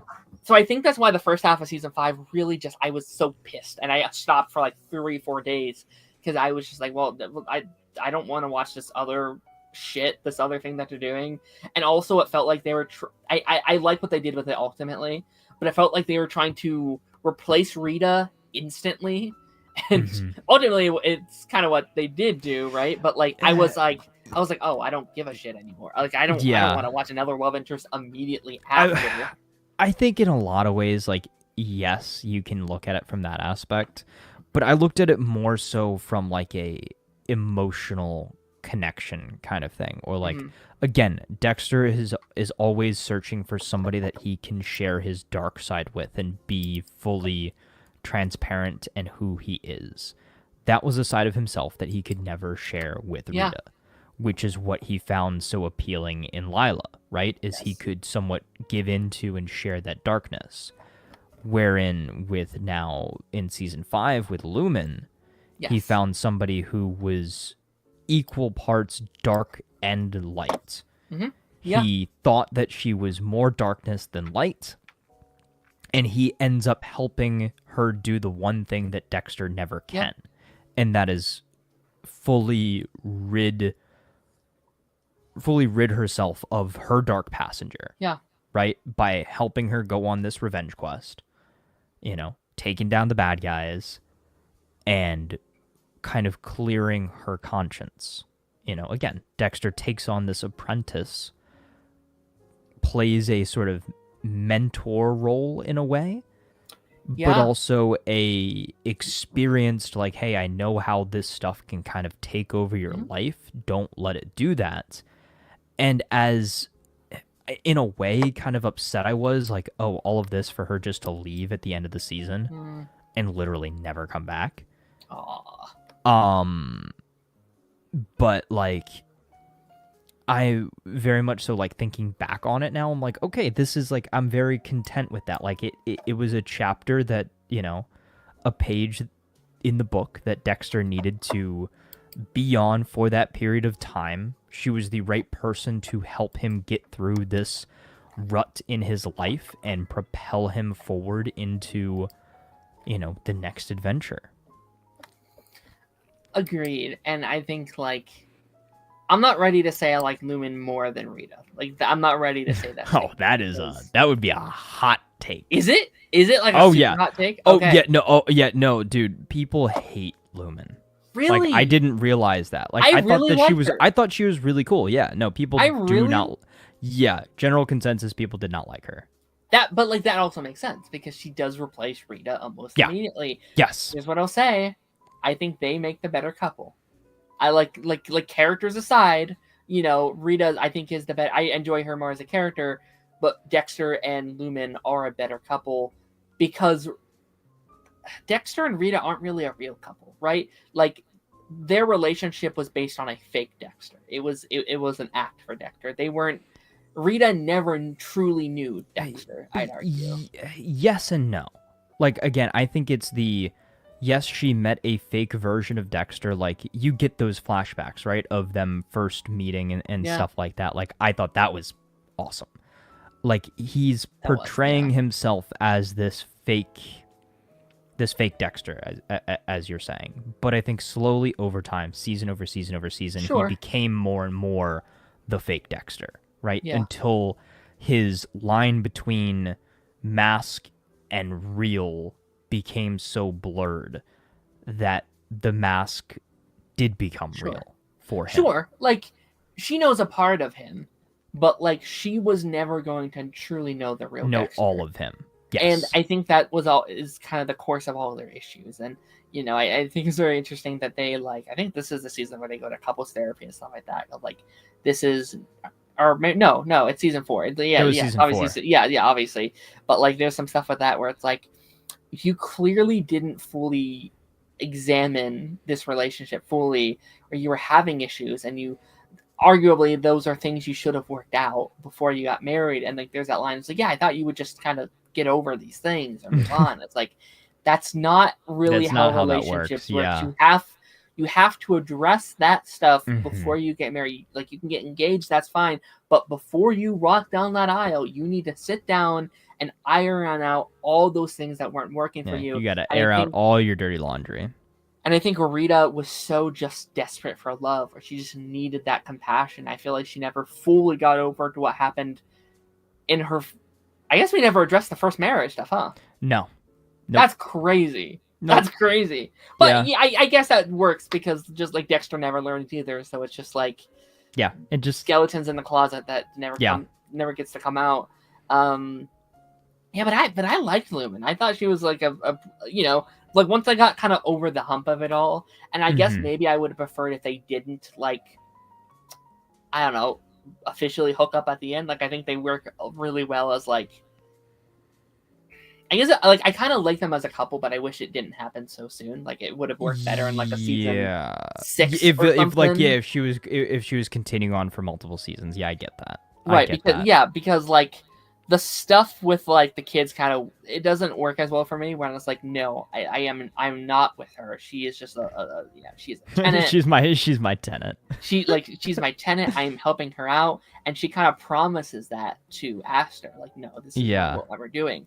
So I think like 2 episodes later for them to like, hook up. They're like, all right, yep, screw it. So you kind of lied to them and lied to yourself and lied, to everyone else. So but I mean that's kind of how it goes though, right? That's true. It is true. Like, it is, again, these 2 people that are very similar in a lot of ways have fairly similar goals and aspirations as far as, taking care of the bad guys, so to speak. And just working so closely together, being very much so, again, in the same profession of murder at the moment. Like, it's bound to kind of happen.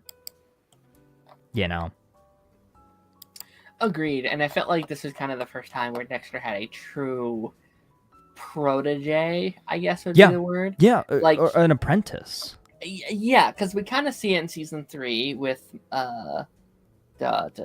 Miguel. Miguel, thank you. We saw it there.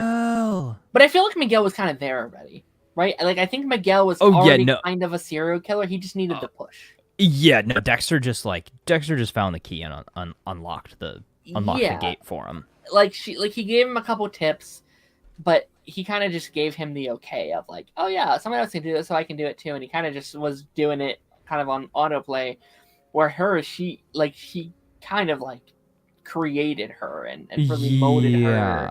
But the big thing though is he didn't want to. Like, he was like, once you go down that path, like, there might not be you might not be able to come back from it. Which I do think it's a nice send off though, that I think, and it's a good win for Dexter. Right, because he always thinks like, oh no, like, all I do is ruin people's lives. I screw people up. Like, he saves someone, right. He literally truly not only saved this person, but also saved countless other people from being, from that happening to them ever again. So and I think he that uses that as a way to grieve as well, which Yeah. I think is the best part of season 5 is like Dexter and his grieving arc and how he manages through it and how he deals with that grief. I do think this season has the weakest villain so far for me, but I don't dislike the villain necessarily. I actually like how it does feel different comparatively to what we had, because almost every season now has been serial killers. Like, what is it? 3 out of the 5 have been serial killers. Even season 2, like, I mean, the serial killer. technically, this is serial killers. That's true, but I feel like it's a different kind of serial. It leans more into cult territory than just like straight up serial killer territory, I guess. And I thought it was I guess you're right. Yeah, they are technically still serial. Yeah, I guess you're right. I guess you're right. But I feel like it felt like a breath of fresh air comparatively to the last couple different. seasons. Wait for season 7. Okay, I've heard people kind of warning me about season 7. I love season 7 actually. Really?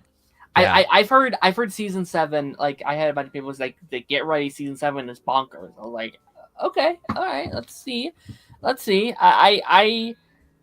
I liked, but like, I did like the whole cult, I guess, of it all. Like, he's definitely like my least favorite villain out of the main 5 we've had, but like, yeah, I think it kind of works. I like this like motivational speaker turned like serial killer and someone who like doesn't.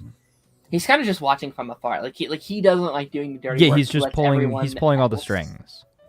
And it's definitely a very like emotionally like emotionally high season. And like some of it's very hard to watch. It's a very tough season. Yeah. I guess I lied. I said like the stuff with the kids last season. Season 4 was the darkest. Yeah, with Trinity. This is definitely the darkest. Like literally, Deb sitting there having to like comb over all that footage. It's a hard watch. Like, for sure. And I guess bringing up your favorite character, Deb. She had a lot to do this season. Yeah. No, you're right. Like this is Lieutenant Morgan season. Yeah, no, she's great this season. Like if it wasn't for the Quinn stuff, I'd be like, yeah, she's good. I just hate Quinn. I hate everything about him. I really freaking hate this guy. And like I knew it was coming. I knew it was gonna be Morgan and Quinn. Like, you know, they set that up in season 2, I think. And I was like, it's going to happen, and maybe by the time it happens, I'll like Quinn more. And I like him less. I like him less every single day. He's such a douche of a character, and it's made me like Masuka more. Just you wait. It's made me like him more because at least Masuka knows he's a creep, right? Was this like, the season where Masuka, like, they get to the crime scene and Masuka's like, wait, I know exactly what happened here. Is that this season? I think it is. I think that was season 6. I think that may be a season 6. I don't know. I swear it was this season when they were like staging the kill with the guy in the industrial compound or something. Oh, the one where the like gay one where they're like, oh, this is what happens, like this. Yeah, this is what happened. Yeah. 5. With the two guys. It's like, yeah, I know exactly what happened here. Like everybody using that clip of Masuka is hilarious.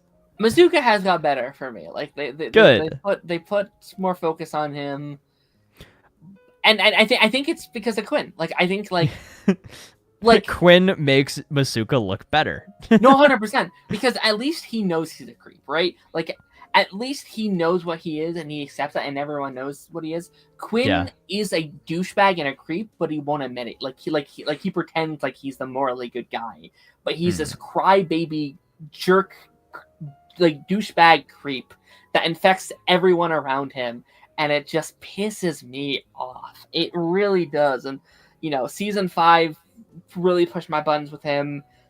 Season 6 is a whole nother ball game already. It's so funny. You're saying the exact same things I said when I was watching the show. I was like, after every season, I'd go talk to my mom. I'd be like, Mom, like, am I supposed to like Quinn? Like, I just don't.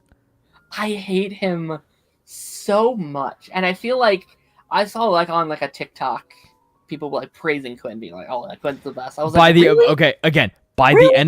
the end of the show, I do like Joey. Okay, but you got to get there. Know, you've got to get there. I don't know. It was kind of hard for me. All I knew, I think it was a season 4 clip. Is that viral clip of the like blowjob like the that goes around DNA swab. Yeah, and people are like, "Oh, I love Quinn. He's so good." I was like, I don't know, man. He's still even there. He's a creep. He's trying to get busy on the job. It's crazy. Oh god. But yeah, season 5, it's less for me, but it's still good. I think it's good. It's not incredible, but it's my least favorite out of the 5. It's passable. It's good. Yeah, it's solid.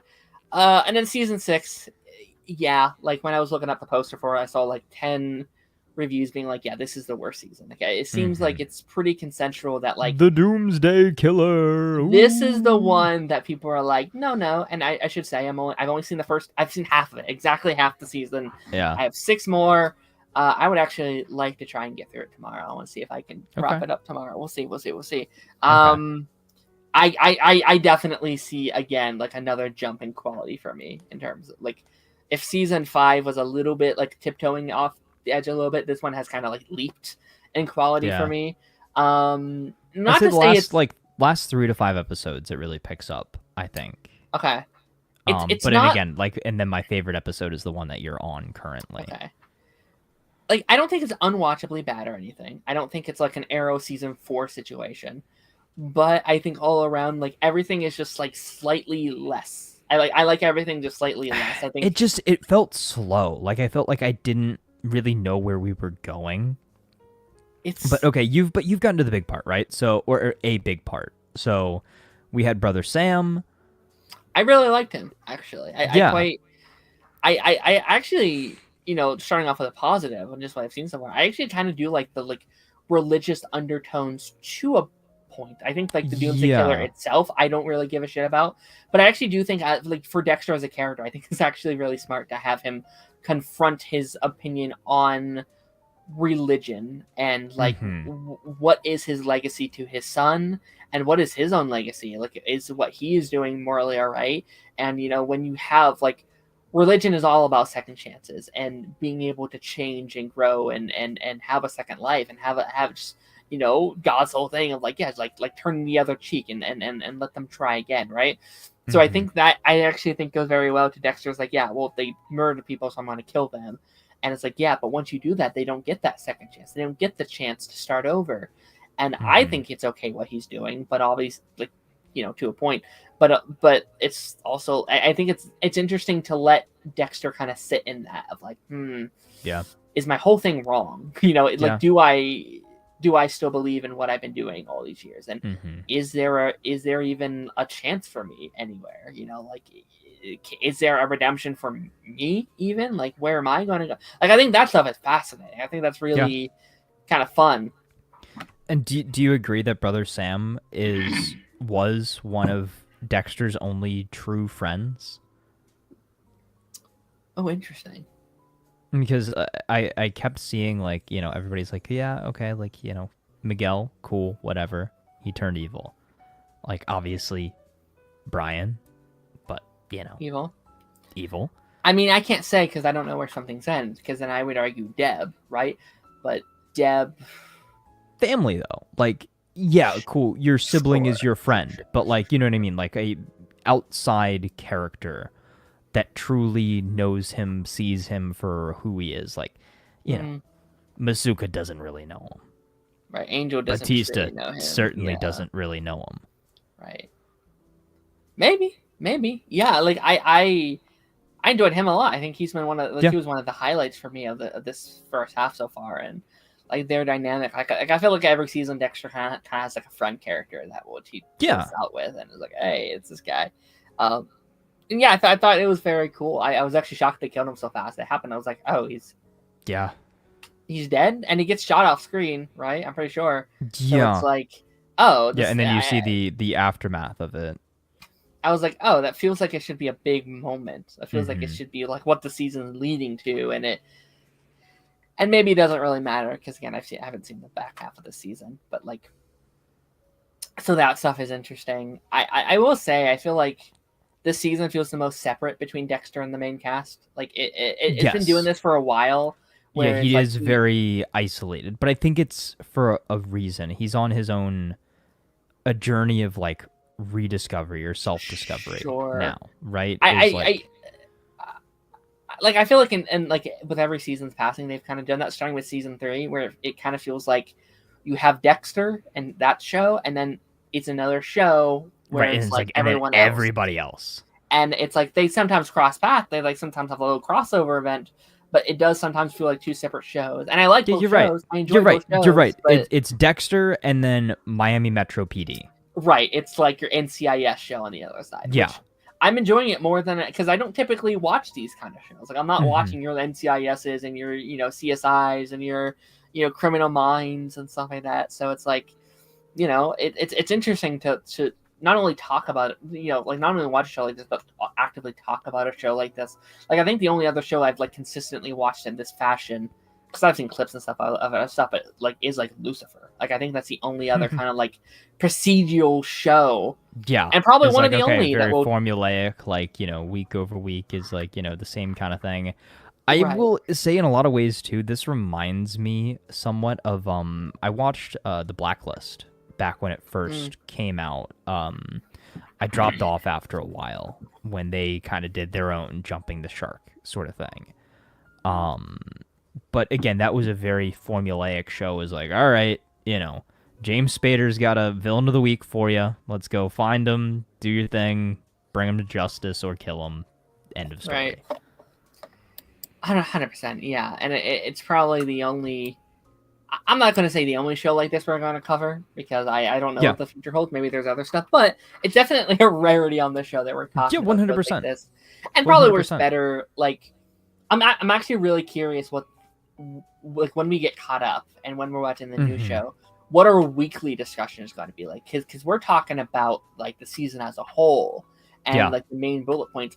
What are our discussions going to be when it's the like villain of the week? I think there's going to be a lot to theorize on. Like again, not going into anything, not spoiling anything, but the direction tone of Resurrection seems very different formula-wise to the original show. It feels like an event series. It feels like more an event more than like, this week on Dexter, and it's like crime stuff, right? Yeah, 100%. Season 6 also, we've got a couple new characters, right? Well, I guess one newer character that was introduced in season 5, and then we lose in season 6, or no? No, that's season 7. Okay. Don't worry about it. Don't worry about it. Spoilers. I mean, no, like we do get... Okay, actually, can I backtrack just really quickly? I want to apologize to the women of season 5, because we were introduced to 2 women characters, and I theorized both could have been twist villains. I thought the like nanny in season 5 at first I thought was a villain. I thought the Scottish nanny. Yeah, I really thought she was like and I actually think that could have been really cool. This like serial killer who's like obsessed with Dexter, and she like Mary pretends Poppins. to be. She like pretends to be the nanny, and she's like, "Oh, I'm getting close to him. I'm in his house." Like she had like a vibe where I was like, "You evil?" I don't know, something off with her. Oh my gosh! Whole season, I was like, "Is that her?" And then I was like, "Nope." And then she vanishes. They don't explain it. They don't like. She was so close to Dexter, she like literally traveled the country with his family, and then they don't address it whatsoever. I thought that was interesting. And then, what's her name? The 11th in season 6. What's her name again? Or 5? I mean 5. Lumen. Lumen. Yeah. I there was like one episode where I'm like, is she going to be the secret twist villain? Is she going to be like playing Dexter or something? Where it's like, it's not that those other guys are good guys, but they're both kind of bad guys, and she's using Dexter to take out her enemies for her kind of thing. It was going to be this kind of twist reveal in the back half or something, and it was like, nope, she was just organically, neutral the whole time. And it's not like she's good. Like she's still actively killing people with Dexter, right? But it was like, nope, she was being truthful with us the whole time, kind of stuff. So I apologize for both of those characters. But you're right, we do have 2 new characters in season 6. We have Batista's Ella. beard. Yes, Ella, his sister, which I actually don't like so far. I think she's fine. Yeah. She's just like right now. She's just kind of there. Yep. She's just there. She's the attractive nanny character that to just get more screen time. And I'm like, I like her because I like this actress. She's a great actress. I love her from Lucifer. It's just she's great. But she's just kind of there for drama right now. She stirs up drama for no reason, and it's kind of pisses me off sometimes. And then we have Deb's replacement character, which I haven't got his name yet. Anderson. And that original interaction was interesting. I don't want to say I dislike him. I don't know if that's what I want to say. I also don't like him yet either. He's kind of he's kind of there. He's also just like your typical, he's the only real cop on the show. Is how I look at him. He's like, what is it, big shot, Chicago cop. He feels like he belongs in NCIS or something. He does, that, right? And you know what? Maybe that's a little bit of his charm, because he does kind of, I think, level things out a little bit. He's not he, I think he gives kind of these kind of wacky little characters, levels them out a little bit of just you're straight man amongst a bunch of little idiots. And that's kind of the vibe he brings too. He's like, what the heck is up with these fools? Dexter, you're the only real one here. It's that's my sister, right? And he's just like, fuck, I keep fucking up. I keep insulting all these people in front of him. I like him, but if he died tomorrow, I wouldn't give a shit. He's just kind of there, I guess. We do need to wrap this up here very soon, but I do want to talk about Deb kind of getting her promotion again. That's the big thing. I think that's the best part of the season so far for me.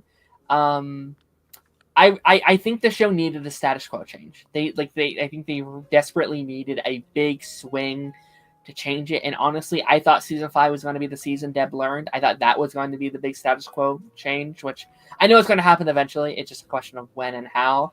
And I think maybe this was even better. And I'm still having a really hard time wrapping my brain around the new dynamic. But I almost think it's what the show needed a little bit, even if it's not my favorite, because I think the show is struggling to try and find new footing once this has happened and what it wants to kind of do with it. But also, I can respect them just flipping the show on its head. And it's okay, Marie is kind of out now. She's still here, but she's not really here as much. And now it's Deb. And what does that dynamic look like? And it's a new dynamic with Dexter and with Angel and with, definitely Quinn, what they're doing with Quinn and that whole dynamic. And I think I can respect a show at least trying new things and putting a foot forward. And I as someone, that being my favorite character, I like that. And I think is what I've been asking for again, just stepping away from the whole love interest stuff and letting her stand on her own. And she is almost leveled up and kind of main character protagonist. She's always kind of been your co-lead. I feel she's always kind of been your co-lead, but in some ways she feels like the main character in some of the season. Which well, again, most certainly she is the main character of the Miami Metro side of it. I think too, thinking about it, it really does feel like Dexter spends a lot less time there as the show goes on. Oh yeah. And not to the extreme degree of Barry never did his job in the final seasons of The Flash, but Dexter is just it's almost that's his side gig. And being Dexter is his main job. He kind of, he's not there very much. And you talked about a couple weeks ago, he can just come and go. It's gotten worse. But honestly, though, this season, I feel like you can kind of justify it because you can say, oh, well, Deb lets him off the hook, right? Deb just kind of lets him do whatever he wants, kind of. And there's not a lot of pushback, which it's not a great move on her part. Right. But It's like, it hey, makes there's sense. a little bit of favoritism here, a little, family favoritism, but Yeah. No, I feel like we have to wrap it up here. We're Yeah. over the 3-hour mark. We got to get this wrapped we hit up. our 3 hours for the inaugural return, so Yes, we had a lot to talk about and a lot to go over. Yes. I would like to at least by next week get done with the main show. That is my goal. I don't know if I can accomplish it. I that's a very high bar. It's a pretty good sprint from where you're at. Yeah. It's a pretty even sprint to the finish line there. Let's see. I'm halfway done season 6. So I think that's done. So I have about 30. I think I looked it up. 30. Like 30 some episodes. 30 in total because plus you've got New Blood and stuff. Okay.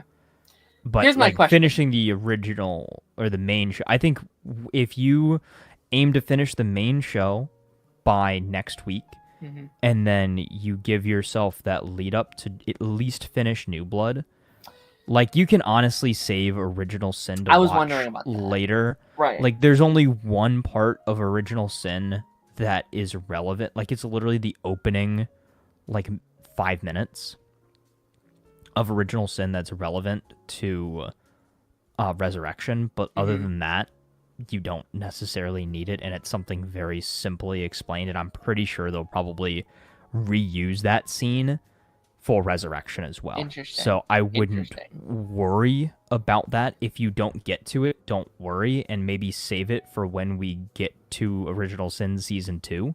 Right. Or get closer to it.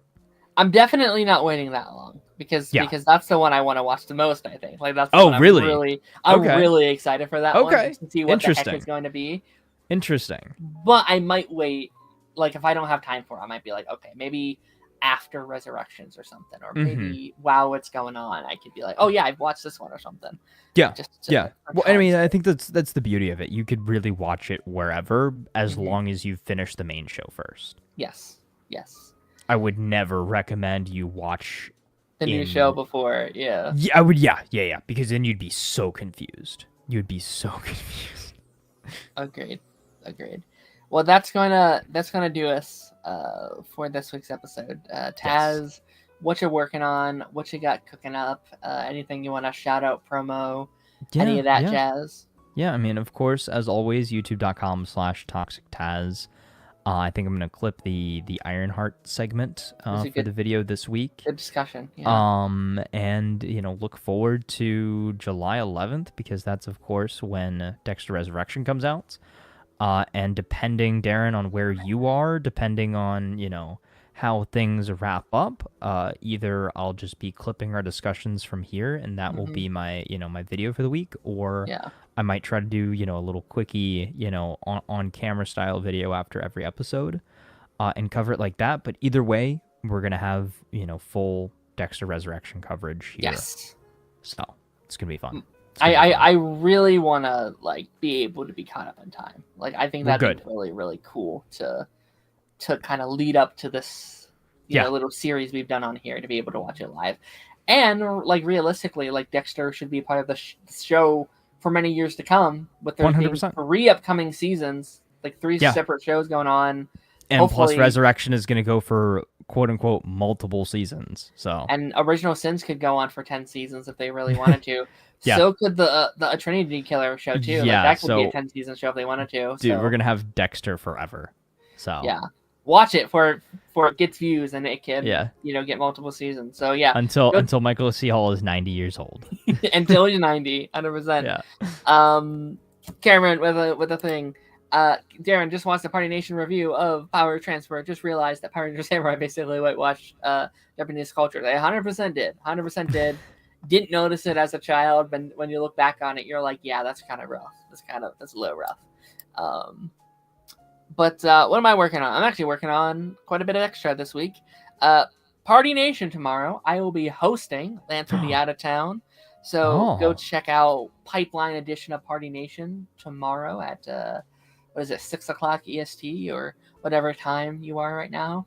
A good friend Connor, a good friend of the channel from Exit Over Here, I will be on his channel Wednesday. We're gonna be doing prep for Superman. We're going to be doing final theories and stuff like that, along with some Agents of S.H.I.E.L.D. stuff that has come out recently, so go check that out. And then Pipeline on Friday, we will be also doing a Superman related stream. We're going to be doing our road to Superman. We're going to be looking back at all of the castings from that were announced, all the first trailers, all the posters, all the controversies around along the way.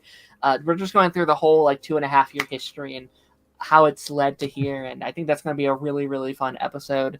And we should be back next Monday with more Ironheart, more Dexter. Is that it? Ironheart, Dexter? Is there something else coming out? I think that's it. Yeah. Yeah. There's a lot of stuff coming up. I eventually we're going to do The Bear. I think after I'm done with Dexter, once I'm finished, I'll be like, okay, I'll start that final season. I'll give it a go. And then wherever you are in the show, or if I would need to bring someone else in, that's also completely fine. Yeah, I need to start it. I'm really curious what you think of the show. I'm excited to watch it. I'm interested. I think I'm interested because it's currently in a weird spot where they don't quite know if it's going to be getting a season 5, and it's kind of in this could be the final season. It kind of ends in a way where it's the final season. So I'm curious to hear. Bit of a limbo. Yeah, all the cast is super busy with Star Wars stuff and Marvel stuff and all various stuff. So all that's going to be very, very interesting. But yeah, guys, without further ado, we will see you on the flip side.